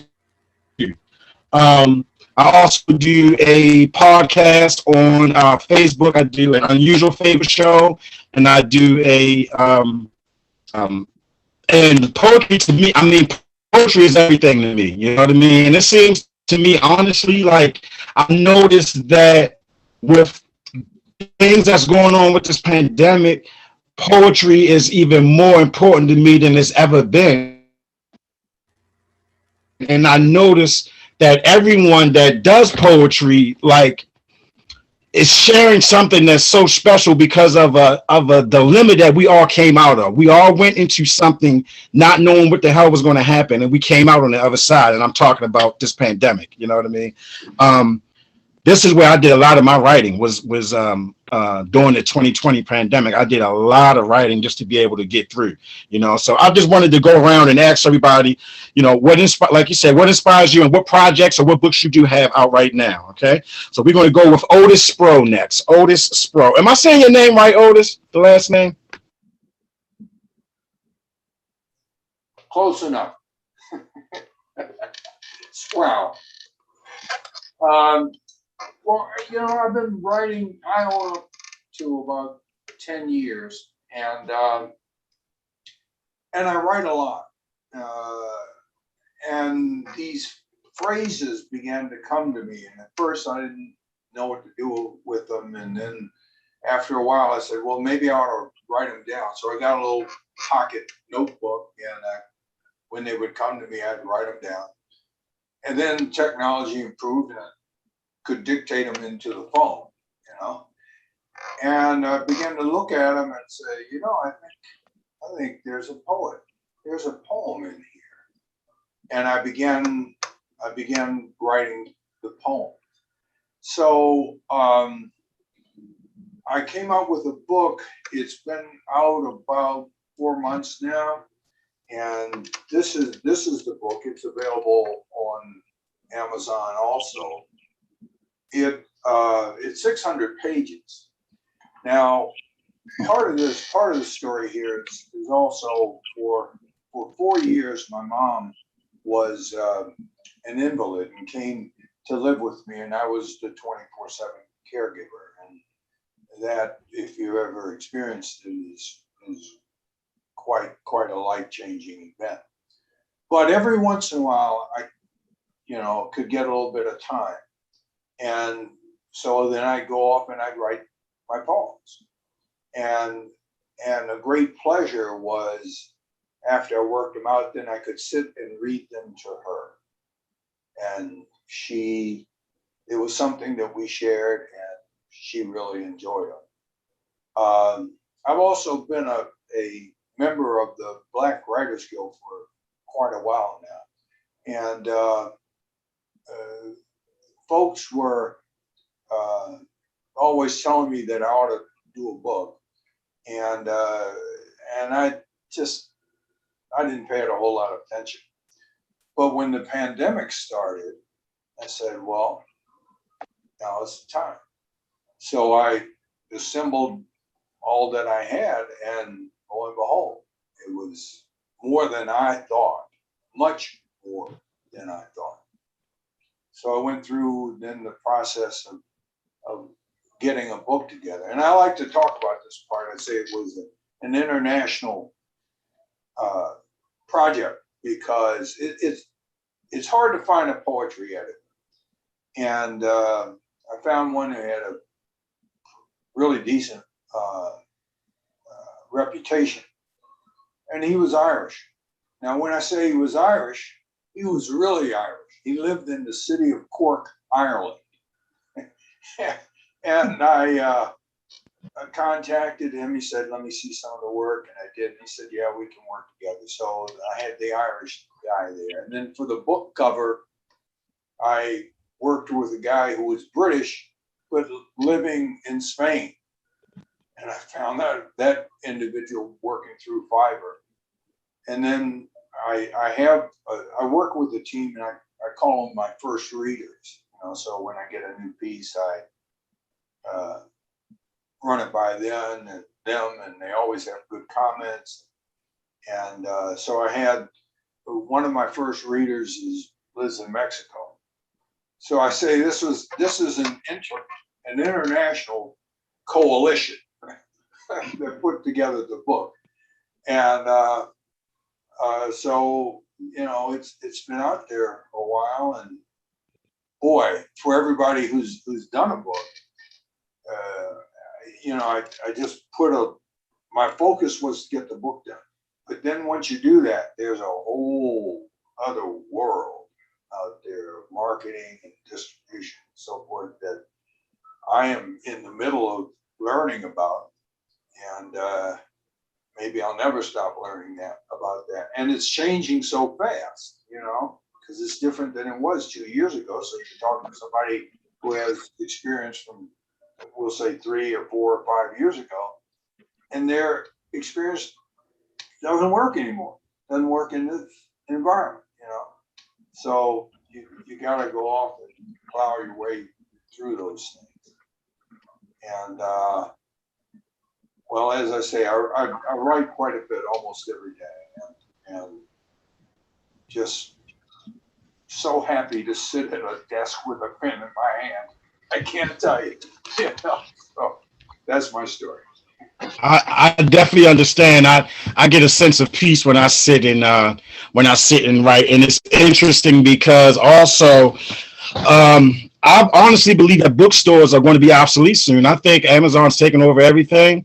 I don't believe we're going to be going to the bookstores anymore like that. We may be going to cafes to go and read and do our laptop things and things of that nature, but I don't know about the bookstore anymore. All right. So we're going to keep it moving. We got. Can anybody hear me? Yes, we can. Can you see me? Yep. Mr. Jody, though, we're going to have LaKisha go real quick, and then we're going to bring you in. All right. Okay. Great. Okay. All right. All right. We got LaKisha Love Dawn Askins. You're muted. Are you muted, LaKisha? Now I'm back. There you go. Right? You good. Okay. So I have, well, first of all, there's a few things that I do. Collectively, you can find everything on the Love Dawn Entertainment page. You would just go to typed all out, which I would have thought that through, lovedawnentertainment.com. And you'll be able to find everything. I have 3 plays out right now. All of which are also on YouTube, but they will not be there for long, y'all. So I'm thinking about another week or 2. It'll be there for you. If you want to look at them, you can go look at them now. After that, they will be off of YouTube and then only available for purchase. I'm giving y'all that one up. Everybody else don't know that. So y'all got that because you're here today. But as far as the books go, I have 2 books and they're completely 2 different worlds. These I do not write poetry for books, and that's the difference. It's weird because I've always, of course, loved writing poetry, but that's kind of mine. That's the way I looked at my poetry. Like this is my story and my way of expression. So I would recite my poetry, but I never thought that I wanted to put it in a book. But the books that I wrote was more about fiction, because my mind would go, a million miles a minute. So the first book is it's called Nibia. I don't know if you can see it. And it was a family fiction novel. And I wrote that because we had a lot of the children. I had a summer camp for quite a while, and the kids, people were struggling with reading and comprehension. So I decided, well, maybe if we write a story together, it will help them with understanding how to comprehend the story. At least it'll be different if it's their story, our story, and they can kind of take that and implement that when they go to school. Kind of took on a life of its own. Me and my kids kind of got involved, and we came up with this story about a woman who I call her a superwoman. It's like a women empowerment. She's finding her niche, finding her power. I also changed the back of the book to have a curriculum. So that way you could take this to any church, any school, any organization. And in the back of the book, there's questions for the youth to answer. And it's the same questions for the adults to answer. And I say the adult is because it could be the parent, it could be the teacher, it could be whoever wants to do it with them. It's the same exact question, but it's worded differently. So that the parent can answer it from the adult's point of view, and the child can answer it from the youth point of view. And then you can come together and the child can see how you view, and how you can get a glimpse to see how they understand the same scenario. And I encourage parents and to get this, because there's a section in the back for notes, and you can write notes on it. I said, do this with your child and keep it and give it to them when they get of age, so that they can look and see this like a keepsake that you can have, that you did with them, this assignment. And so we did that with the book Nibia. And the reason why I say 2 completely different worlds is because this book, as you can see, is not a child's book. This book is an erotica romance. This book was honestly, this book was a dare. This book was you ain't gonna do it. And I'm like, watch me. This is how this book came to life. Anything that I write, it's about women empowerment. And sexuality is a huge part of a woman's empowerment. Absolutely. And Absolutely. Woman in this story, just like the character in the other book, Nibia, had to come to herself, as we say. She had suffered through some things in life, and she had subjected herself to a life of what she called complacency, sense of balance. But when she took the time to kind of submerge those natural desires, we all know that that's where things grow and fester and develop. And that's exactly what took place in this woman's life. So she hit some roads, some speed bumps in this story, but she came to a realization. And I really think that my desire with writing is so that women can look at things from a wider scope, to embrace whomever you are. The character in my first book is the superwoman, because she has supernatural powers. And the character in my second book is a superwoman because she decided that I'm going to be who I am, and there's nothing wrong with that. And so though they are so different, they aren't, really. Everything, like I said, is online. On my webpage, also my YouTube page. You could just go to Love Dawn Entertainment on my YouTube page. Lastly, the book, the family fiction novel, I'm turning into an animation. We have 3 of the chapters thus far. Online on YouTube as an animation, which is also another way, after you do this with the kids, the youth, they can go and then they can now get a visual of everything that they just read. So it's the same story, the same outline. And you got a lot of adults that I know that they don't want to read. So I said, okay, if you don't want to read, still get the book. You can look at the animation and still do the Q&A with your kids. I'm trying to get them every which way. Y'all know how this how this goes. But lovedownentertainment.com. I'll also put that in the chat. And Love Down Entertainment on both Facebook as well as YouTube. Thank you. Thank you, LaKisha. That's awesome. You know, you're a special type of poet to me, because your storytelling along with your poetry is like none other. Like it's really, you have your own lane. You definitely have your own lane. And you guys need to check out some of her plays. She writes amazing plays, absolutely amazing plays. All right. The next person we're going to bring up will be Mr. Jody Downs. Mr. Jody Downs. Whenever you're ready. All right. Okay, hold on. Wait, we want to acknowledge the brother at the bottom. That's why he was asking if you see him or hear him, because no one's acknowledged him yet. He's just been sitting there. That's why he asked you if you've seen him or heard him. Who? That's is that the one that had, what is his handle on that? Galaxy, I think. Is that Galaxy? Yeah, it just says Galaxy 9. He hadn't identified himself. Yeah, he hasn't been. Can you guys hear me? Yes. Yeah, my name is Eugene Newman. I was told about you by a good friend of mine, Josephine Shaw, and I had a horrible time trying to get in. And unfortunately, I'm the one who's guilty of screwing up Otis's poem. Because I had the TV on. I'm so, I guess, limited in terms of IT that I didn't realize that you guys could even hear me. And I felt so guilty. I said, man, let me wait until the very end. If they can squeeze me in, fine. If not, then so be it.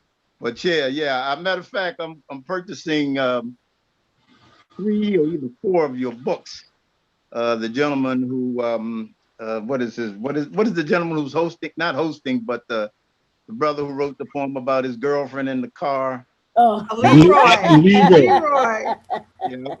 I'm buying 4 of your books. Thank you. And my sister and some other folks. So anyway, yes, I'm the screw up. I just wanted to acknowledge you.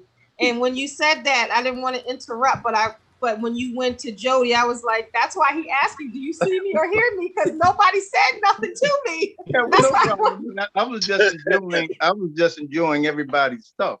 Yeah. I have 2 poems, but anyway, I'll wait. No. If you definitely, because we're over soon, John, if you don't mind, we want to hear absolutely, please share. We want to hear both of your poems, and then Jody, apologies, then we'll go to you, and then we'll go down. But we definitely want to hear both of your poems in a row. So if you can do that, that would be amazing. Okay, well, let me know when. Now. Okay. And you whenever you're ready, you definitely good right now. Yeah. This poem is the universal theme of loss. When you lose someone extremely close to you. In my case, it was my wife, and how we just kind of lose ourselves because we're so interwoven. It can be tough. We just lose ourselves, and if we're lucky, we somehow get back to ourselves. So again, my name is Eugene, and this poem is entitled Hello, Eugene. It's been often said, and I've actually read, that at the end of the day, and by the way, friends tell me it's always been this way, that first we love, then we lay, then all too soon we pass away. Sweet goodbyes are never enough. Losing a loved one is always tough. It seems for some of us, we get stuck. Lord knows we get stuck. And so my friends tell me in God to trust. So I pray. God knows I prayed. I prayed for someone to take this pain away, but they tell me to move on anyway, even though the pain is day by day. Move on, they say. That'll be the day I intend to take my time and mourn my pain away. I lost myself to nothingness. I can describe every brick, every shape, every color of the abyss. I have for far too long been a part of this. I have for far too long been lost. But Not to worry. In due time, I will see myself again. I will look into the mirror at the man staring back. I will cast aside his loneliness, his sleepless nights, his pain. I, with trembling, outstretched hands and a pounding heart, will embrace him and hold him tight. I will comfort him as best I can. I will forgive him for where I've been. I will hold on to him for dear life because I now understand that it is our life that is at stake. I will set a table before us. I will offer him bread and wine. I will prepare his favorite foods. We will sit and talk and talk and talk. We will talk well into the wee hours of the night, if necessary, and into the following days. We will talk and laugh. We will laugh and cry until we are one again. I will read his heart. I know his mind. My heart is his. His heart is mine. I will look into the mirror as a reflection of the man staring back. I will cry out with great joy and thank whatever gods there may be for sending him back to me. Hello, Eugene. Mr. Eugene, my goodness gracious. Yeah. No, it's I no got to diss. unmute. It's I no got to diss unmute. to someone else. It's no diss, but I guess We all need to unmute best right for here. last. 'Cause good. We saved was the best for amazing. last. We Yes, saved the yes, best yes. for Let me last. give you That this was one that. before the time. Let me give you this Woo! one before the time runs out. This is Woo. entitled Carla's Letter. Mm. I just received a letter from Carla. She's fallen in love with another man. She says she still cares deeply for me, but hope I understand. Now, she's a wonderful woman. She's not that kind of girl, but Good. love affairs do end. We live in the real world. You see, we have been in love since childhood, and she's been my only one. It was so difficult for me to lose her. I feel my life is done. I didn't believe this could ever happen. I never thought she'd go. So to pretend she still loved me, I wrote a letter. Can you guys still hear me? Yes. Oh, damn, I'm so sorry, Jimmy, that the lights went out. I didn't believe this could ever happen. I never thought she'd go. So to pretend she still loved me, I wrote a letter addressed from her in the hope no one would know. I sealed it with a lipstick kiss and signed her name below. I wrote, sweetheart, I count the days because I love you so. And once you're in my loving arms, I'll never let you go. And when our souls join as one, I want the angels to see that in this whole wide world of ours, there was no one but you and me. I signed the letter Love Forever and was thankful no one could see the tears streaming down my face. I realized there was only me. I mailed the letter to myself and received it 2 days ago. I proudly read it to all my friends. I prayed they'd never know. And when all the laughter and merriment ceased and my friends were safely away, I folded Carla's letter. I have it to this day. Mr. Eugene, that is absolutely awesome. I mean, I wish that everybody on here could see everybody's face at the same time. As soon as you started, it's like everybody did like this. Woo! Yeah. Mm-mm. And Yeah, he, and right. he, Absolutely amazing. That was a Amazing. quiet storm right there. Yeah, your voice, like you should be doing narration for something. Mhm. You are a narrator, sir. Definitely. It reminds you of one of those old African storytellers. yes. Okay. You know, in the historic times where you sit there on the porch and you have children around you and you're just telling the story and everybody's like, they don't even know what you're going to say, but that tone and they know it's about to be something. So they're like, gather around. That's what it's like. Yeah, well, I'm going to say this real quick. And then the content. I wrote a poem about my wife. I started out, it was 1 page, it was 2 pages, then 5 pages, and it's 17 pages now. Now, of course, I don't read that. I don't, unless I have an audience here, because 17 pages, I timed it, and it takes me 15 minutes to read it with all the emphasis and everything. But I'm writing a memoir been writing it for 10 years, and hopefully I'll finish that in the next 6 to 9 months. But I enjoyed everybody's poem. And that one about the fat lady, man, had me cracking. Yes. Because, just like y'all, I never thought about who is this fat lady everybody talking about. So, yeah, I don't know if y'all saw, but I cracked up on that one. But yeah. So I enjoyed everything, man. Absolutely. We appreciate you for being on, Mr. Yeah, we really do. Just please, everybody, we got to put our information in the comments after this and during this, because I got to bring all of y'all on my show at some point. I'm sorry. This is absolutely amazing. It really is. All right. Thank you, Miss Kendell Lenice and Leroy McKenzie. I mean, y'all, this is awesome, y'all. This really is. All right, we're going to keep it moving so we can get out of here soon. We're going to let Mr. Jody Downs go ahead and talk to us about what he's got going on. Okay. I got a piece. Sorry for interrupting you too, by the way. Oh no, that's fine. Believe me, it was worth it. My man, what's your name again? I seen Galaxy. All I can see is Galaxy. Eugene Newman is my name. Okay, Eugene Newman. Hey, look, man, I'm Jody Downs. I'm glad to meet you. I kind of like got acquainted with all of the rest of the people once I got the email. I at least looked at their social medias, but I mean, everybody dope. But man, you just coming on at the last second like this. We was already coming into this was something like for me. So yeah, you just gave me a little inspiration on something else, and I'm thinking about that, and I can't even really focus on it because I got to do this other piece. No, I got you. I wanted to know, could I just share a piece that I wrote over a melody? Mm-hmm. Absolutely, bro. Absolutely. Okay. Man, I just want to appreciate you for inspiring me today, because yeah, I got something. I'm ready, man. I'm ready to do something this evening. But I want you to hear this, and I hope you guys like it too. Here it go. It's Let's Write Poetry.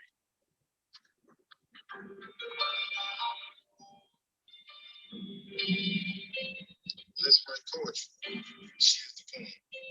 She asked if she does it for me. She had insecurities. Her savior would later become her G.O.D. God is a poet. All he ever wanted was she.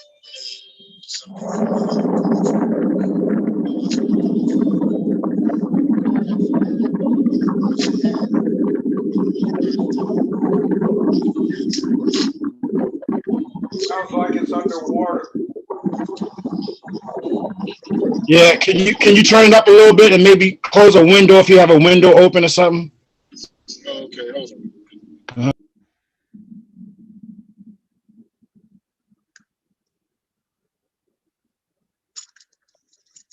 I think that's what it was too. Hold on. Bad as I was at the beginning. Let's write. It was too low. While we're waiting, Mr. Eugene, is this you? Oh yeah. That's me. Okay. Yeah. Okay. She's the poem. She asked if she does it for me. She had insecurity. All right, you could probably turn it up a little bit more, Joe. God is a poet. I only ever wanted to someday fall in love with poetry. Let's write poetry. Word for word. While I want this too low, I'm gonna just say it. So I'm gonna tell you how it goes. Okay. It goes, let's write poetry. She is the poem. She asked if she does it for me. She had insecurities. Her savior would later become her G.O.D. Yeah, God is a poet. All he ever wanted was for she and he to someday fall in love with poetry. So let's write poetry, word for word, while I wash your hair and oil your body down, while you rinse my soul as you condition my heart. We become involved with more than just private parts, only intimate as our thoughts would get. No whispers, not even a sound, just your moans under your wet, shallow yearn to be pampered. Well, let's write poetry. Let's write poetry. Walk through the park, holding hands, just understanding that our love languages are now in command. As if we had all the answers. But you know, baby, every woman and man, god or goddess, king or queen, could somehow just get caught between sleep and a dream. So just focus on us and let's write poetry. Let's write poetry. Hold up. Stand in front of me while I caress your booty, truly. Let's write poetry. Just you and me. We could talk, but I'd rather touch. These motherfuckers don't know shit about love. So let's write poetry, baby. Let's write poetry in the honor of us. You call it lust if you want. Trust me, it won't be in vain. Me finger fucking your mind may drive you insane. You see, we got so numb to the pain that it's a shame that not even the horoscope, zodiac, nor the weather could have predicted us three actually writing so good together. You know, you, me, and of course her, poetry. Menage a trois.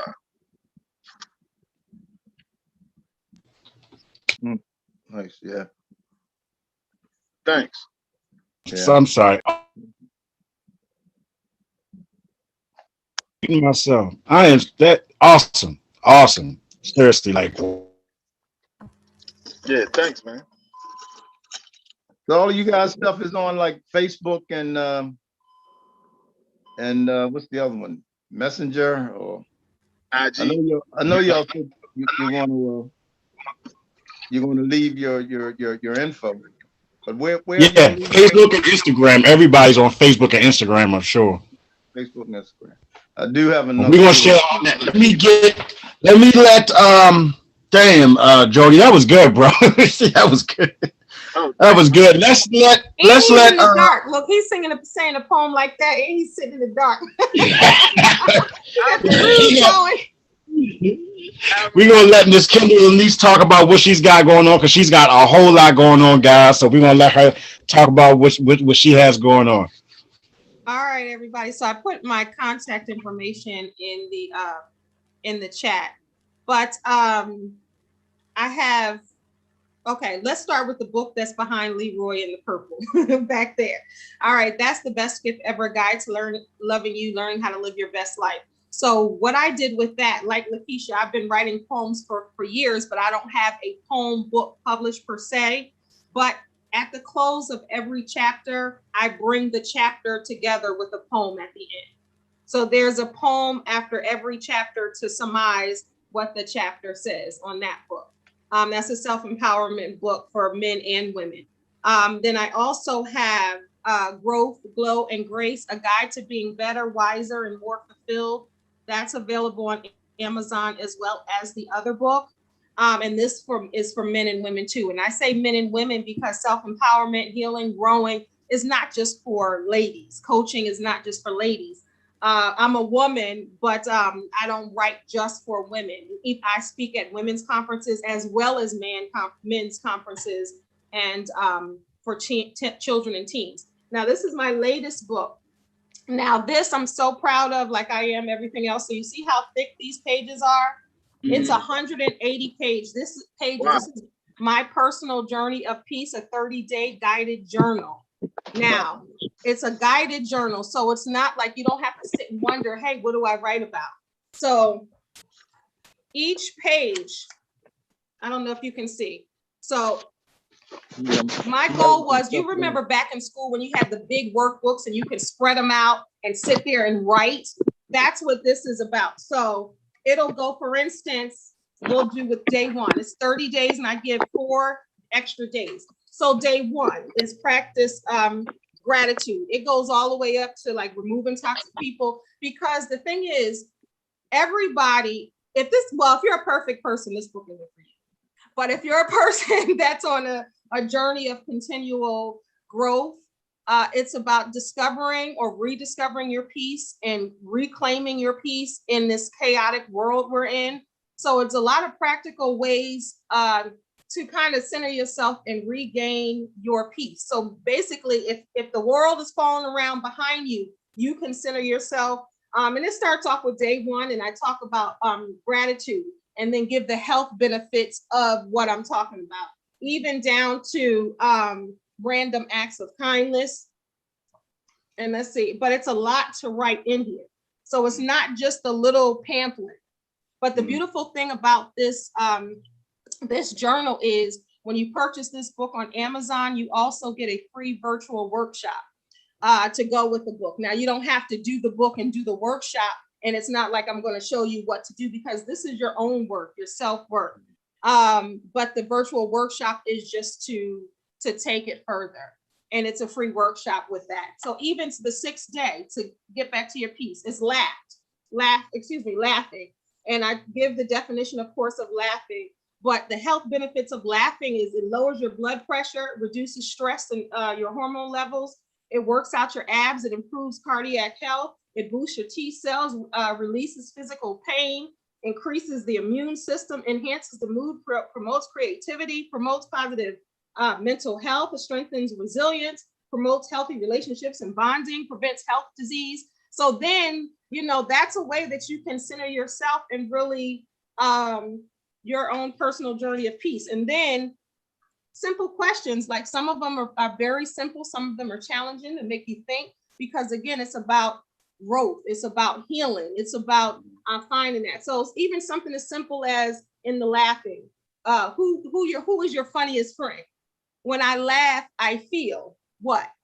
And then it's like the hardest laugh I've ever had was. So even it's something simple like that, down to really committing to good mental health in another chapter, and vowing to make sure you protect your peace. So all of them are about self-empowerment and just really helping you be better, because when you're better, then you can make everyone else better. And this is so important. It's really like the gift that keeps on giving. So those are the 3 books that are out now. I have positive t-shirts. I have my own organic lip balm for under your mask and beyond. So those are, I'll put that website there too. So positive teas, lip balm, just got a lot going on. I'm grateful, and I go around speaking and available for panels and podcasts and shows. And I'm also a talk show host for Sheen Magazine, Sheen Talk, which is on IG, as well as my own YouTube channel. So everything I do, it falls in line with who I am. I go by Lady Motivator and the Remix Coach, and I've been a life coach and doing this work for 20 plus years. And I'll be 50 in June. Woo! How about give me the name of the book again? Because again, I'm horrible. Oh, that's okay. It's My Personal Journey of Peace, a 30-day guided journal. And all of them are Amazon.com. If you forget, you can just put in my name, Kendell Lenice, which is in the chat. Because I wrote your name. Okay, right in Amazon. Okay. And it's Kendell, because sometimes someone said, I put your name in and I didn't see it, and they spelled it wrong. So, but thank you so much. I appreciate it. Thank you. Yeah. When I go, Still, I'm trying to figure out 50 where. That's what I'm trying. Where is that at? Yeah, I'm doing this online 50 days to 50. So today is day 2. So yesterday was the 50th day to 50. So I'm doing 50 days to 50, the road to 50. So this is day 2. So I'm sharing bits of my life. Congratulations. That's awesome. Thank you. Thank you, girl. That's not half her story, because she sure enough don't look like what she's been through. Oh, I don't know if you want to miss it. I'll tell him. Thank you. I'm a colon cancer survivor. Oh boy. I'm a colon cancer survivor. I had my surgery, Leroy, 7 weeks ago? Yeah, just about 7 weeks ago. Cancer is totally gone. They did surgery to remove it. They tested it. They were supposed to take out 12 lymph nodes. My surgeon said I'm taking out 28 to make sure. He tested them all, and it was cancer-free. Yeah. Cancer-free. So this all happened last month. Yeah, I can relate. In 2010, I was diagnosed with prostate cancer. I had it removed, and believe it or not, that's when I started writing during the convalescent period, you know, so I can relate, you know. Mr. Eugene, did you start writing that like when you were, because you were going through so much? Does that writing help you to get through what you were dealing with? Yeah, I lost my wife 2000 in 2003. Lost my father in 2004. Of course, prostate cancer. 2010. You know, I'm a dentist, well, Oh, retired wow. dentist, and what happened? You know, I had to convalesce for 90 days, and people have been telling me that I've lived such an interesting life that I should write a book, if nothing else, to write about the relationship I had with my wife, because it was highly unusual. And one day I got up after convalescing about, I don't know, 2 was there. What the hell? Let me go down here and just from as far back as I can remember, let me just start writing. And that's what I've been doing. And I'm up to 350, well, 300 pages, I think, is where I am. And I got maybe a quarter more of the way to go. And, but I used to be so depressed. I'd write, and first I was a ball of fire, man. I was just writing. But then, you know, and I know y'all can relate to this, you know, you kind of get low, you get depressed, and you just don't want to do anything but sit around. Maybe you went through that with the colon cancer, you know, you're not really up and, you know, like excited about stuff. But recently I'm writing about a portion of my life that I really want to capture the essence of what I want to say. And so the spark has come back again, and I've been writing the past 3-4 weeks practically every day. It's beautiful. You never know. Mr. And I always say this, you never know what someone else is going through. You just never know, you know, just think about when you're walking. I often do this, like if you're walking in the store, you see a person here, you see a person there. It's truly, you should really be kind to everyone, because you really don't know what they're going through. And this makes me emotional, because I'm the type, I'm always going to be the light. God is in me. I'm going to be a light, right? So people don't even know. And I wasn't even going to say nothing. Leroy knows. Leroy knows when I got the diagnosis, and I wasn't even thinking about it. And Leroy was saying, like, you know, it's just, you just don't know. You know, you just don't know. And I decided to share my story to really help people. And the Colon Rectal Cancer Alliance reached out to me to do a video, and I shared my personal story. So right here on the YouTube channel, you guys, when you get done, you can, you know, my whole story is there. But just, you know, trying to warn people, and because I was just going for a regular, because I'm turning 50, and they say get a colonoscopy. But they're like, I didn't have any symptoms, nothing. It's a silent killer. So it's important for me to really get the word out there. But, you know, just really just be kind to other people. You don't have to be a pushover. You don't have to be that, but just, you know, my thing for this year, since it started, was extend grace to yourself and to other people. Yeah, that's beautiful. I'm not gonna say this, and then I'm just gonna shut my mouth. That really hit home with me, because I went to a dear friend of mine's wake, and I looked at, when I went to the wake, there were so many of my friends that were just, I mean, just in horrible shape. And I did a lot of the things that they did. And when I came home, I was just so thankful for how God has blessed me, that I named the chapter An Interruption to the Story. And I just wrote about what I had witnessed and how blessed I feel God has been to me. And it kind of rings home with what you were saying. There's a thing in there I say, where my family, some of my family members think that some of my friends take advantage of me financially, because, you know, I do feel that I'm blessed and I should be a blessing to others. But what I tell them is that, yes, I have been blessed, and I feel as though, you know, I just do what the Spirit commands is what I do. You know, because again, I do feel like, I guess, like Jews out of the concentration camp, like, why me? Why did God, you know, spare me? And that's the way I feel about the life I lived as a teenager, and how I couldn't have been anybody but God. I feel that kind of, in my wife, that set me on the path that led me to where I am now. So I feel I have no choice. And that's what I say in that chapter. I feel I have no choice. I simply do as the Spirit commands. And if people take advantage, that's on them, is what I tell my family. Yeah. Because yours is coming from a good place. So Exactly. what they do with what you bless them with has nothing to do with you. Precisely. Yeah, I don't want to screw with my karma, is what I say. I do not want to screw with my karma. Took me years to appreciate, and I'll say this and then definitely shut up. Took me years to appreciate the saying, it is better to give than to receive. Because when I was young, like, what do you mean? It's better to give. Come on, man, I'd rather receive. But here's the deal. If you're able to give, you're already blessed. You're the blessed one. You're not asking to receive something. You've already been blessed because you're able to give. And it took me a while to appreciate that. And anyway, so much for my expose here.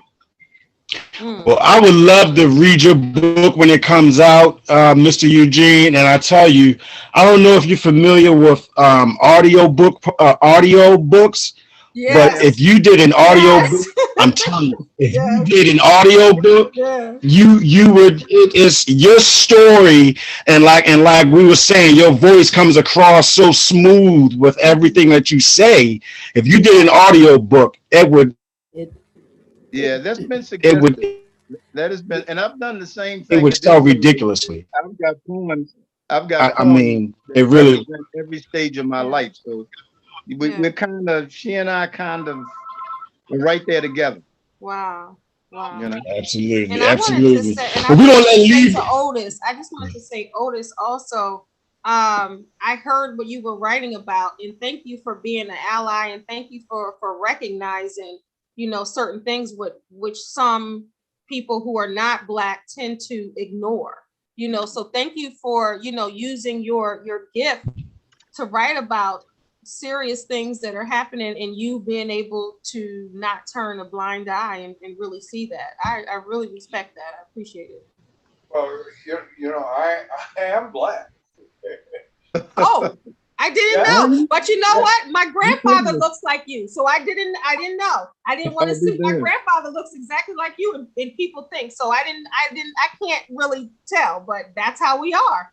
Yeah, so I love it even more. Yeah, I was saying to myself, man, this is a righteous brother here. Because I was thinking he was white too, and I was saying, thought he was white. He's down as he can be, you know.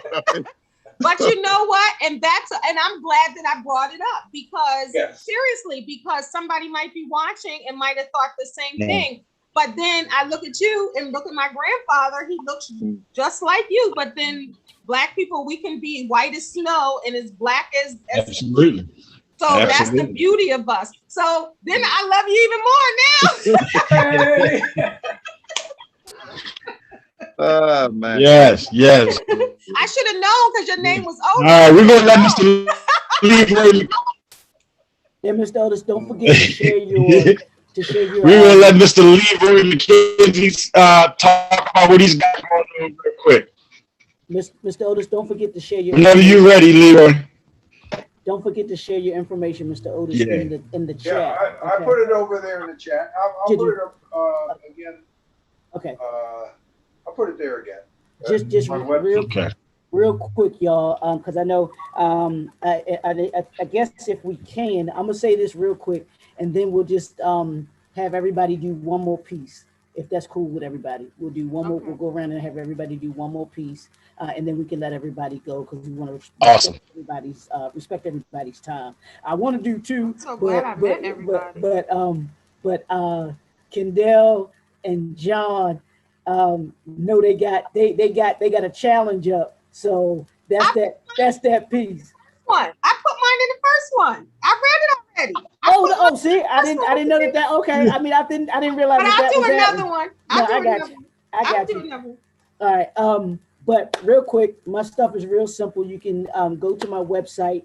I have 3 books of poetry. This is one of them. Vibes and Sounds: The Poet Chronicles, Volume 1. This is actually, I love this cover. This cover, just to tell y'all really quickly, one of my Facebook friends, she does art. She does art, and this is one of her pieces that she did. So I was telling her, I'm like, I need that piece to go with my, to go with my book. I'm like, it was a perfect I thought perfect fit for my book. So this is the latest book. I'll have another. I'm working on another book of poetry. I just kind of have to put it together. But I have three. That's the third one. But and I don't have my other books. I'm just showing y'all. I just have these. This is what I originally put the binders in. But these are my first two books of poetry that I wrote.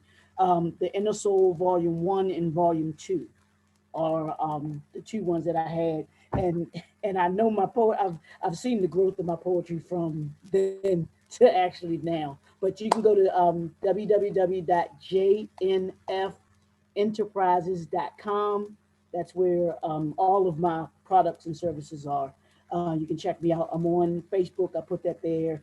My name, Leroy McKenzie Jr., or my company, JNF Enterprises, LLC. And Instagram is the same, JNF Enterprises, LLC. And then I also have a YouTube channel, which is JNF Enterprises. You can check it out. You can see all the information there. So let's roll, John. Let's have everybody do their last piece.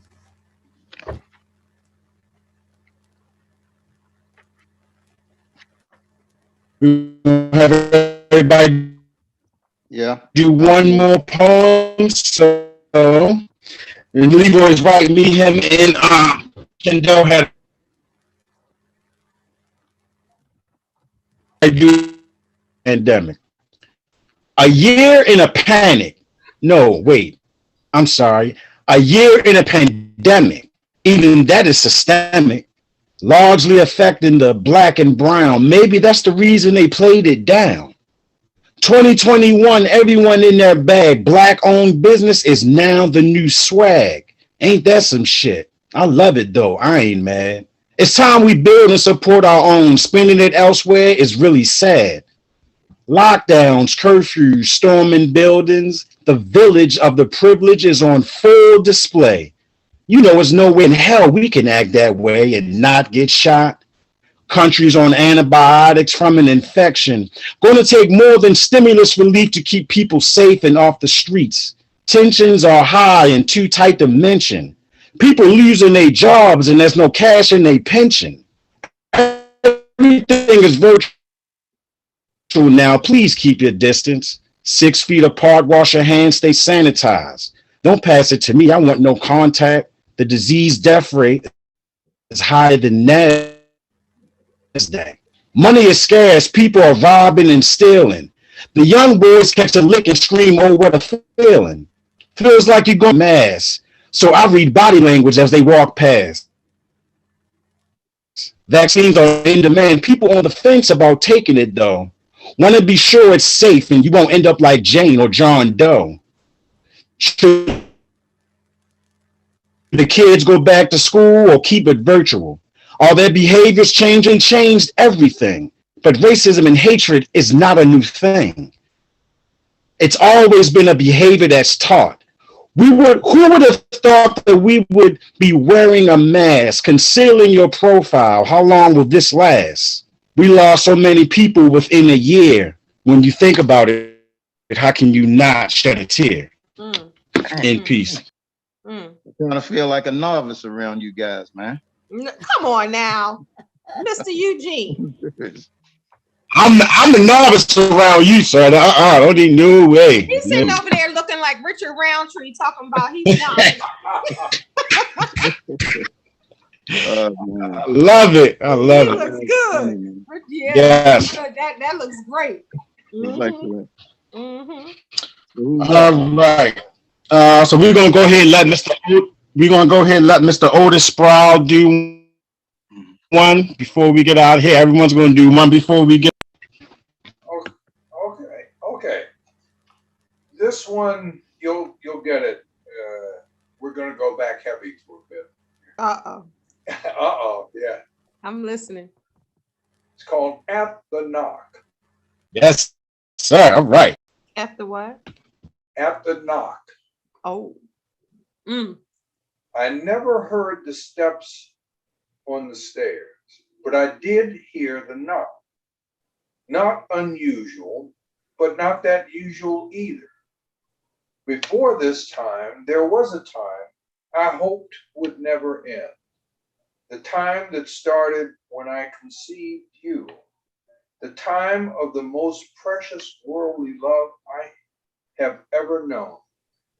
And then came the knock. And the police said you were gone. And I asked, where did he go? And they said, he is dead. And I asked, why? And they said they didn't know. And I knew that wasn't true. Goes on.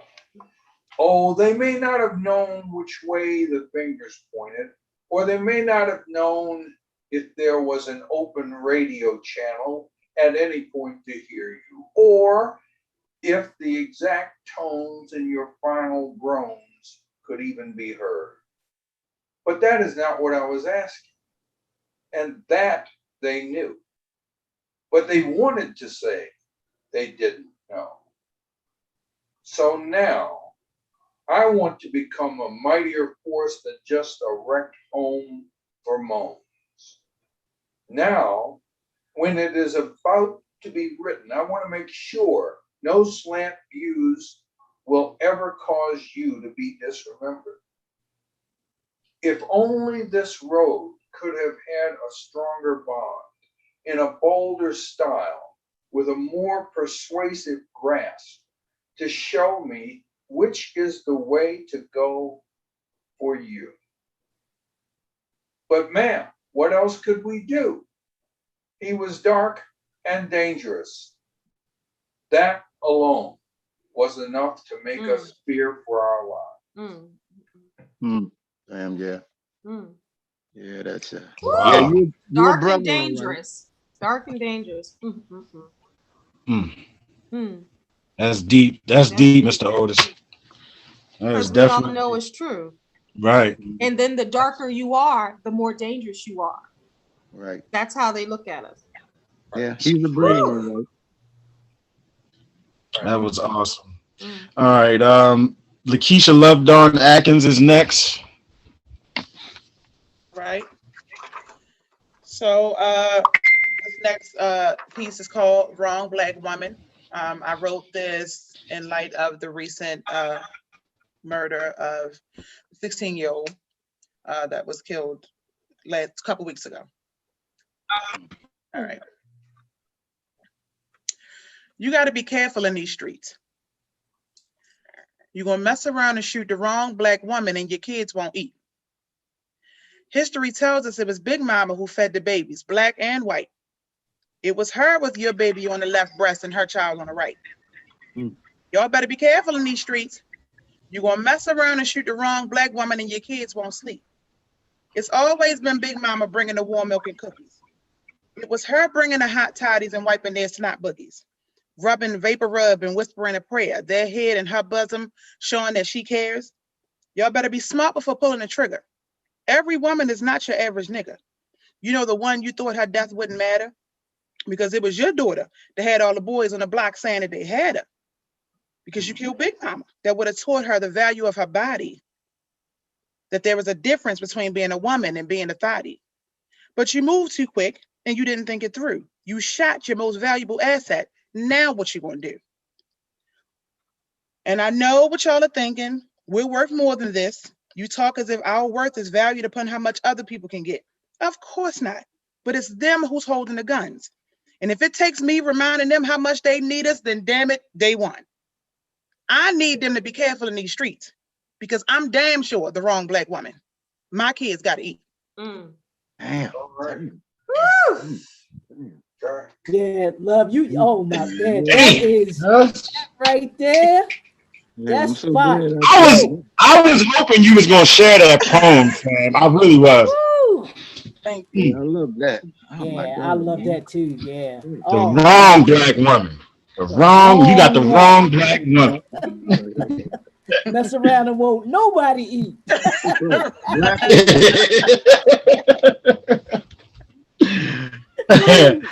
All right, we're gonna keep it going. We got Mr. Jody Downs next. Jody Downs.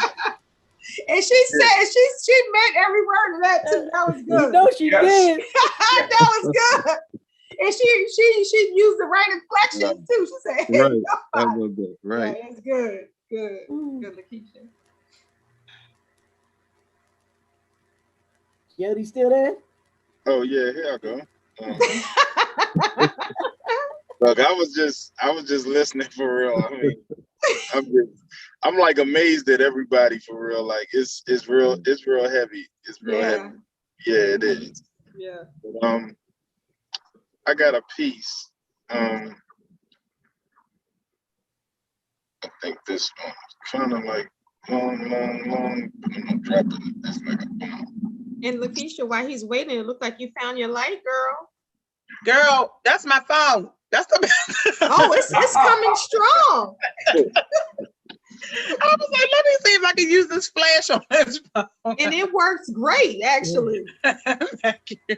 Mm-hmm. All right, well. And Jody is a vibe. What, oh, you can't see me? Is that what you mean? Yeah, you're a vibe in yourself. Oh, okay. All right, yeah. Well, this is called Dear Poets Who Are Hopeless.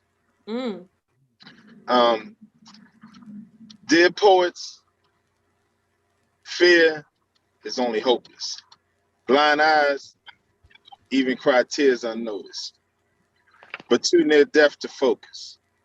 Deaf, dumb, and damned. What is left? We are all on the other side of war, in a fight with courage and revenge. Too afraid to fight, but not afraid to pretend. In a life that's scared to death. No way to justify the way it ends. Too scared to love, so hard to keep an enemy. Yet, it's so easy to be a friend. My soul is overgrown, my heart just too big. My spirit's so invisible, I live emotionless here, because the pain might kill if I express the way I feel.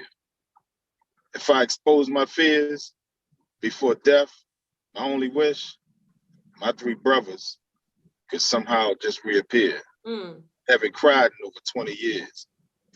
My heart is reincarnated. My heart is reincarnated to tears. I used to be so afraid, so unafraid to die, fearless somehow, that if I lose, I might win. And if I win, somehow I lose. Loving to this great death, fear, I might not ever love again. But I got news for you, dear poets, fear hopelessness. Hindsight 2020, my third eye cries, the tears of a million slaves. Living so fearless, but still dying to be brave. My flesh been sold too many damn times to count. My soul just not for sale, no matter the amount. Been told too many goddamn lies, countless amounts of stories. All I can say about this struggle, to get out, no guts, no glory. Paperwork solid, been to prison, got a degree, accredited street college, scholarship, the hustle, literally. I let you do the knowledge. Even heard rumors, so much crazy stuff going on out when you're in. I can swear on everything. My character would never fold. God is a poet. Let me tell you again. This poet here can rhyme, but truth is, I could never sing. Buried in too many truths. I will take it all to the grave.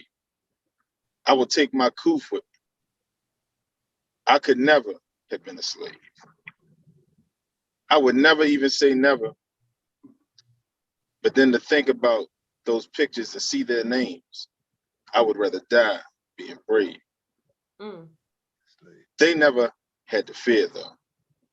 They knew I would never kill a soul. I always had God's grace through all the sins. Truth is, they went running when the saints came marching in. All the gangsters I know are forgotten. All we remember is all these false doctrines. Too many versions of the Bible, not enough poets, too many prophets. Not enough virgins, barren childbirth. Too much magic, not enough miracles. Too many religious niggas, not enough Negro spirituals. Too many dope beats, not enough lyricals. In a land that's lost track of time, a book of antonyms. None of them rhyme. None of them right. None of them wrong. Written with words that never rhyme. Fighting letters, consonants and nouns. The rebel of vowels, I dread living like a slave. Even poets here are my greatest fear. Sometimes they attack me dear. Being a god, but dying in his very own grave. Letter from a dead poet. Damn, brother. Okay. Nice, man. Awesome, brother. And now you see why I wanted you to bring that light. We got to come on now. Jeez. You said I got a what? That's why I wanted you to bring that light so we can see where that's coming from. Oh, okay. Good grief. Well, you know, I love that. I love that, man. A letter from a dead poet. I like the title by itself. That was awesome, bro. He was a talented man, very talented. Y'all bringing it tonight. Y'all bringing it tonight. Okay, Miss Kendell Lenice is next. All right, Kendell. All right. So I'm stepping into the love zone with Leroy. Leroy was in the love zone. I'm a love it on out. All right. So this is a piece called Shine. Does love have to lose its shine at some point, or can it last forever? Can you still have butterflies 5 or 10 years in, or do the butterflies flutter away after 90 days, the probation period? As some people like to say, does love lose its shine when one gets comfortable with one and is secure that the other is here to stay? Do people in relationships depend on the power of just knowing, or do they feel that they have to verbalize the words love and concern? Tell me, can the love keep its brilliant shine throughout the trials and tribulations of life and the days where you run out of words to utter? How about the days where you can't seem to find the time as you once had? Does the shine have to tarnish as the months fly by, or is love enough to sustain and last? Is there a warning when the love is about to lose its shine, or is there a rust-free brand of love that I can buy or invest in? Because I don't want my brilliant shine to be nothing less than brilliant. Is there a way I can guarantee love stays as is throughout the entire journey, keeping the shine and glory for days, months, years, and decades to come? Does anyone know the secret, or is a secret the two people in love, both uplifting and enhancing one another and polishing one another's flaws and imperfections away, using words and actions to remind the love of their life that they are the love of their life for life, and find a way to import more butterflies into the hearts of the ones we love so the brilliant shine can last for eternity, for the world to catch a glare of the love at its finest, shining brightly, always and forever. Damn, I hope that was in the book I'm going to buy. Is it? Awesome. Is it in the book? No, I've never, that's the first time anybody has ever heard that, and I wrote that a little bit ago. Oh, wow. Damn. Okay. Yeah, Y'all well. like it? Awesome. Yeah. I like I love it, Kendell. I She can still send it to really you, do. That was great. Mr. Eugene. Yeah. She can put it in the frame and I'll send send it it to you though. Yeah. I'll send it to you. Yeah, I'd like to get that one. I'll send it to you. Thank you. Okay. Thank you so much. See, I thought Kendell had just started doing poetry. She tricked me. She told me and she wasn't doing it that long. You know what I mean? But it sounds like you are an expert at it. I appreciate. You never shared it, right? I never shared. I've been writing since I was like 8, 9 years old, but I never share it. Like I keep it. I never share it. I never recite it. This was the first time I've ever recited that poem ever. Yeah, well, I'm a hopeless romantic, so I loved it. Okay, I'll send it to you, Mr. Yeah, J. yeah, that was good. It really was. That was awesome. Thank That you. was awesome. I don't know, Leroy. She got you on that romance tip tonight, bro. I don't know. Well, all right. If you all will, you all give me a little grace. I know we said one poem, but mine are they're very short. So if y'all allow me to do two to finish out, and Absolutely. and I'll finish out. All right. And the second one I'll do is the one that we talked about last night. It's called sliding the DM. That was the second one. But this one that I'm gonna do is called the beautiful sex organ. So Say it again. Say it again. The what? the beautiful sex organ. Organ. Is the title of the poem. Yes. I know what you're ORGAN. I know what you're thinking, and I was too. But I'll change your mind by the time I get through. You see, it's the most intimate part of you that turns me on. It's where I want to satisfy you the most. I want to take it places it has never been gone before, where when we are finished, we both will be asking for more.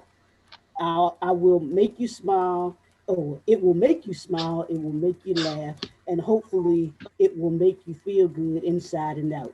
This thing will drive you insane if you allow it to consume you.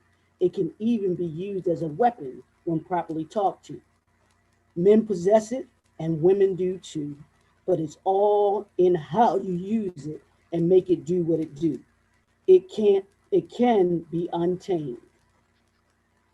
Ruthless and quite abrupt sometimes, but that's for those who don't care and even don't mind.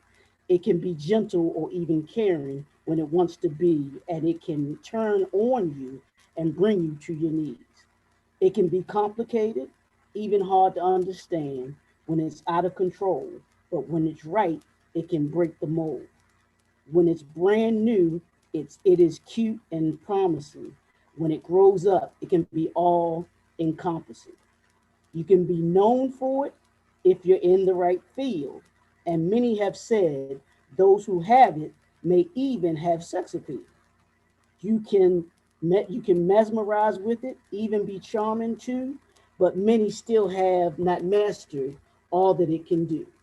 So be careful when using this tool, because it's divine, because what I am talking about is just your great mind. I It's knew it. Yes, I knew you were going to say that. I knew you were going to say that. Come on. So, That's the origin. Yeah, because you had me going. I'm like, I was waiting for the end to see what you said. You said a great mind. Oh man. all I right. Leroy. I see you, Leroy, with the Billy D. Williams poetry. I see you, bro. All right, this is the last one, y'all. And this is the one that we had to each of us had to come with last night. Look, We were challenged. you got me wanting to do this one that for the music lovers. If you get done, it's like 2 seconds. I want to do this one. I've never done it, but I think y'all get a kick out of it. Go ahead, you do it. Okay. All right. This you got one's me called. pumped up. This one is called Slide in the DM. Been checking her out for a while to see what I can see. Is she about that life that she pretend her life to be? I can put a like here and a comment there just to see if I can catch a simple stare. Will she notice the subtle hint that I'm giving, or will she just keep it moving and it's me she'll be forgetting? Been checking him out for some time now, hoping he'll catch the vibe that I'm trying to be given. Can he catch the hint that I'm throwing, or will I have to be a little more drastic in how I approach it? The fun and games are all it seems to be to those who play this game that social media just be. We liking, commenting, and maybe a serious thought here and there, but when they really ready to be queen and slim, they will risk it all and slide in the DM. Okay. Okay. Yes, sir. Yes, sir. Love it, man. Love it. Love it. Love it. Queen is slim. I just want to read this. That was good because we had a challenge. We were saying let's write something about the DMs, because we were talking about sending messages in the DMs and, you know, through social media when people try to, you know, see something they like on social media and go into the messages. But I just wanted to read this quick one. And I want you all to guess who this is about. So I'll give you a hint. All you music lovers, it's gonna go for the old school and the young school and everybody in between. All right, I'm gonna read it real quick. And don't ask me why I did it. I was listening to their music and then I did it. All right, and this was a while ago. Listen. Forever mine, emotionally yours, is who we are to one another. You're my darling, darling baby, and I never want you to say, used to be my girl. I want you to keep on loving me, even if we have to cry together, then that's what we'll do because your body's here with me. You have a serious hold on me, so please don't let me down. I want you to always sing a happy song with you, and I need you to always choose to work on me when times get rough. Loving you is all I want to ever know, so let me touch you as only I can. Although my name is not Brandy, I am the woman who wants to be down for you, no matter what the case. My mind will never be on the other side of town, but forever here with you. So I ask you, have you had your love today? If the answer is no, then I would be glad to give it freely.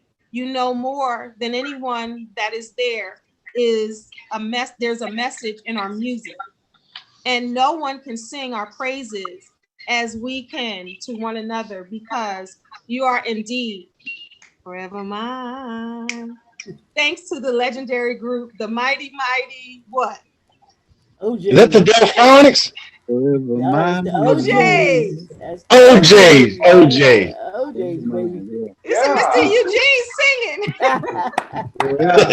Oh yeah, I can see them on stage now.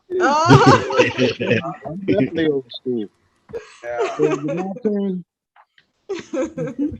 Absolutely. Wow, guys. This was absolutely wonderful. It's amazing that we spent almost 3 hours just reciting poetry. Like, this is absolutely beautiful. We got to do this again. Mr. Eugene ain't do his last one. Oh, I'm sorry. Yes, absolutely. Please. Yeah, one more. Now he gotta end it. Let's drop the mic. From Mr. Otis to LaKisha to John to Jody, you definitely dropping it on Leroy, to Mr. Eugene. I just want to thank y'all. Me and Leroy were just talking about this. We didn't even know when we were going to do it, how we were going to do it. We just said we needed to do it. So everybody on here were the people who were supposed to be on here. Yeah. Absolutely. And I love it. Thank you. This was absolutely wonderful. This was perfect. This yes, was the perfect, it really was. The perfect amount of people, the perfect vibe that I believe that we were looking for. So thank you all for joining in. Make sure that we stay connected on all social media. I followed platforms. everybody. Yeah, that we're following everybody, that will stay connected and everything like that. And if there's any events that you all got going on, let us know so that we can support you. All of those things, and even with your books. All of or books and your products, please just let us know that what you got going on, or that that your books are out there, and even if the ones that you already have out there and everything too. So I just thank everybody for participating. This is food. This is fed my soul for a Friday night. Yeah, really. But you know what's amazing though, and I'm gonna stop and let Mr. Eugene take us out. But everybody, it was very diverse. We had social justice, we had love, we had history with Mr. Otis talking about slavery, we had love to paying homage to Mr. Eugene's wife, to being a Black man, to LaKisha talking about what's going on, what's happening now, and for John to share about his past. And for everybody to see how soft Leroy is, and soft in a good way, about love and just feeling that. And even, Jody just talking about just the Black man, like everything. It was perfect. It was perfect. Yeah. It was perfect. and the And by the humor way, and all that. Well and done. by the way, Leroy, you're supposed to, according to this friend of mine who told me about you, you're supposed to sign my books, the book that I'm buying. Absolutely. Okay. Absolutely. All They will be signed, they will be signed, autographed to you personally. Yes, sir. Okay. All right. This poem is entitled The Wise Man. Mm. Mm. My Wow. my life was a mess. I was lonely and sad. But then I met a wise man, and this is what he said. It isn't odd or peculiar how the things that bring us joy can sometimes make us sad. I was confused and perplexed. So I asked him once again, how can things that make us frown sometimes make us grin? Mm. He looked at me, he paused, and then began to sigh. He said some things that make us laugh can also make us cry.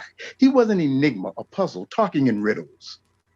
I began to walk away, but I thought about the things he said and then decided to stay.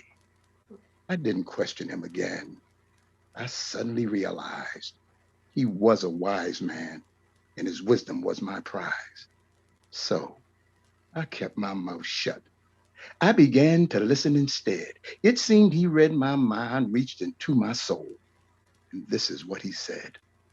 Of course, we cannot foresee the thing. If we could, we wouldn't ask why. We can neither accept the thing or run away and hide. But do not run, be afraid, or find a place to hide. There is no in between with life. It's either wet or dry. We must accept the things in life for which we cannot change. Mm. We can change ourselves and thus our fate. The bell you can unring. It is what makes life so wonderful, yet so painful when it stings. It's the thing that makes us weep. It's the thing that makes us sing. Things happen for a reason. Quite often we don't know why. Sometimes the thing pushes us down. Sometimes it lifts us high. So I want you to learn to listen. Knowledge will follow, and wisdom combines the two. Know that there are no mistakes in life. All decisions, whether good or bad, are totally up to you.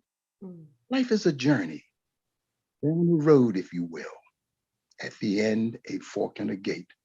The path you choose, whether rough or smooth, will ultimately determine your fate. So be thankful for what you have. Love your family. Be charitable to your friends. Be humble in all you say and do. Understand that the universe in its due time will return the same to you. When storm clouds arise, just embrace them. Open wide your eyes. There is that rainbow that you seek lurking just inside. I'm sure you have been in dark places. You have, and so have I. Always look to the light, my friend. It's better to laugh than cry. His words changed my life forever. I pleaded with him to stay, but when I turned to ask his name, the wise man had stolen away. Mm. Wow. Yeah. That just touched me right there, Mr. Eugene, because I have a poem called The Wise Man, and it's about my Wow. father. And wow, man, this is That so awesome. tone, your Yeah. tone and your inflections and your Yeah. emphasis on certain words, it carries you through the journey where you can paint, like we were talking about LaKisha, how you can see what was happening in that Right, piece that she did. right. That's what it's like. But everybody, I'm noticing everybody, has that ability to kind of bring you into what they're talking about. Yeah, I'll You know talk what I about mean? To that. take you back to Right. history with Mr. Otis and you, LaKisha, like everybody, it's just crazy. When Leroy was in the car talking about it, you pictured it. You get what I'm saying? When John went through what he was going through with his health, like it's just wow. And then, to end with you, Mr. Eugene, and it's just like I'm telling you, just remind me of one of those folk storytellers that the kids are like clamoring at you, like, please, Yeah. Definitely. I want to Yeah. hear more. You know, people mention that to me. They say that I write very visually, You do. Yeah. You and do. Mm-hmm. and Mhm. and the way I write is this is the way I explain it, and this is the way it is. just in terms of me writing my memoir, everything in life is really like a play. And what I do is as I'm writing, I see the action in my head, and all I do is put dialogue to what has happened in my life. So it makes it kind of easy. And of course, when you're reading, the characters are different. For instance, in the wise man is talking to me. I have a different voice, obviously, than the wise man. I'm not going to talk the same way the wise man. So I just interject the inflections and what have you that a wise person would be imparting to me. So all of the writing is really a story, and if there's different characters, none of them are going to talk the same. Right. So that's the way I explain my writing.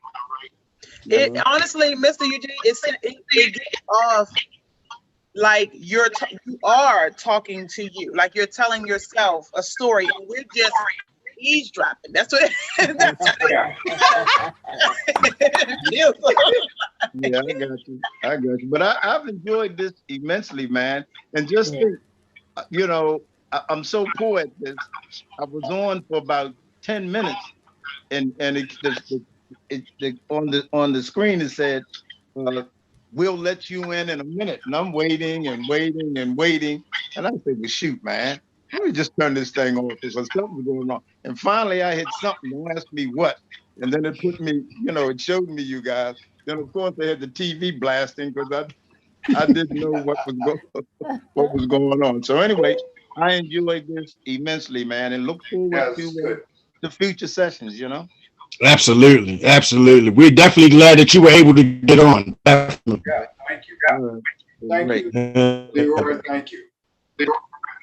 Yeah. Kendell. And I think I'm sorry. Is that Jody? Yeah, I'm here.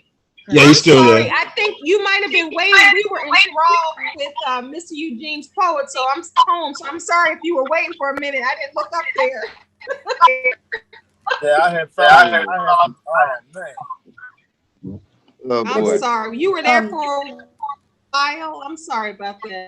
But real quick, Kendell, what folks can do, this is actually live on Kendell's YouTube channel. So what we like everybody to do, you can actually watch it again, but you can go there, subscribe to her channel, first of all, but then also you can share it out to your Facebook pages. If you haven't already, share it to your Facebook pages, share it out to your friends, because I think this is what I love about us. Here it is. I thank you. I don't take people's time lightly.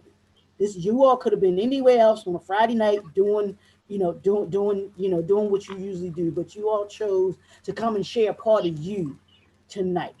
And sharing poetry is an extension of who we are for those of us that are poets. And so I appreciate you all doing this. I thought that this just the vibe, just the whole thing was just phenomenal. Everybody's pieces were just touching. They were, like Kendell said, you could just see what everybody was talking about. Everybody had their own way of presenting, which I thought was just lovely as well. Mr. Eugene, if you're not an audiobook narrator, you need to be on somebody's. You need to be on somebody's list. That's your second career. You Yeah, retired from a dentist. Definitely. Now you can be an orator. Yeah, you could Definitely. definitely be a narrator. All right, great. I certainly appreciate the accolade. I really do. Yeah. And Jody, you got to go back and listen to Mr. Eugene's last piece. So I don't know how long you were waiting in the waiting room, because I was all in it. I didn't even look over there, so I'm sorry. Yeah, it's cool. I'm definitely gonna go back and listen to it. Go back on the YouTube channel and just take it back a notch, and then you can hear that. And everybody, thanks for tuning in. Thanks for listening. For everybody that got the message through someone else to be able to join, we appreciate you doing that as well, connecting with me, connecting with us, and letting us know. And if if everybody is down for doing it again, we'll set up another time where we can do this again. Because like I told you, I don't know if anybody else on here had seen any virtual open mic events for poets. So I was just like, I don't recall seeing anything. I said, so let's do it. And you know, and I do have Spitfire Poetry Shutdown. That's an open mic platform, and I will have every last one of y'all on there at some point. I have to. He Seriously, comes in with the storm. He comes in loud and like, whoa. I know. I'm passionate. I'm sorry. I really am. No. I'm talking about because you know Leroy's volume we can't hardly hear, but yours is all the way live. But look, I really appreciate you guys for having me on. This has been a blessing, man. It really has. This is an eye-opening lesson. It's giving me more ideas, more inspiration. Like, I love it. I appreciate every last one of you guys. Thank you so much. We appreciate you too, man. Yeah, for sure. And Jody, we need to see the light, honey. We need to see the light before you leave. We need to see. We need to make sure it's still okay. Hey, Jody, one of them Love Jones poets. He do it in the dark with the smoke and all that, you know. I keep thinking of baby boy when I say Jody, my Jody. He's just baby boy. That's all. Right. I get that. Yeah, but if you if you're on IG, I'm also the real JoJo Dancer, the poet. Yes, that's where I could where you connected with me, I believe, wasn't it, Jody? Right. Yeah, absolutely. Yeah, but I followed everyone. Yeah. And that's on Instagram. You said Jody, right? Right. Okay.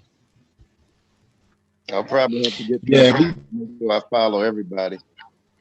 Yeah, I'm following you already. John, if you don't mind, if you can send me if you can tag me or send me the names, because unfortunately y'all know I'm using my light on my phone, so I can't do nothing. So if you can send it to me, I appreciate it at any point in time. I got you, fam. I'll send it tonight, definitely. All right, thank you. But that phone is working for you. It brought you into that light is definitely nice and bright. You shining. You definitely shining. I done learned something new. You shouldn't have showed me that. I'm ready now. That must be an Android that you got, because I know the Absolutely. iPhone. I know the iPhone. That's right. Android all the way. They got the best pictures.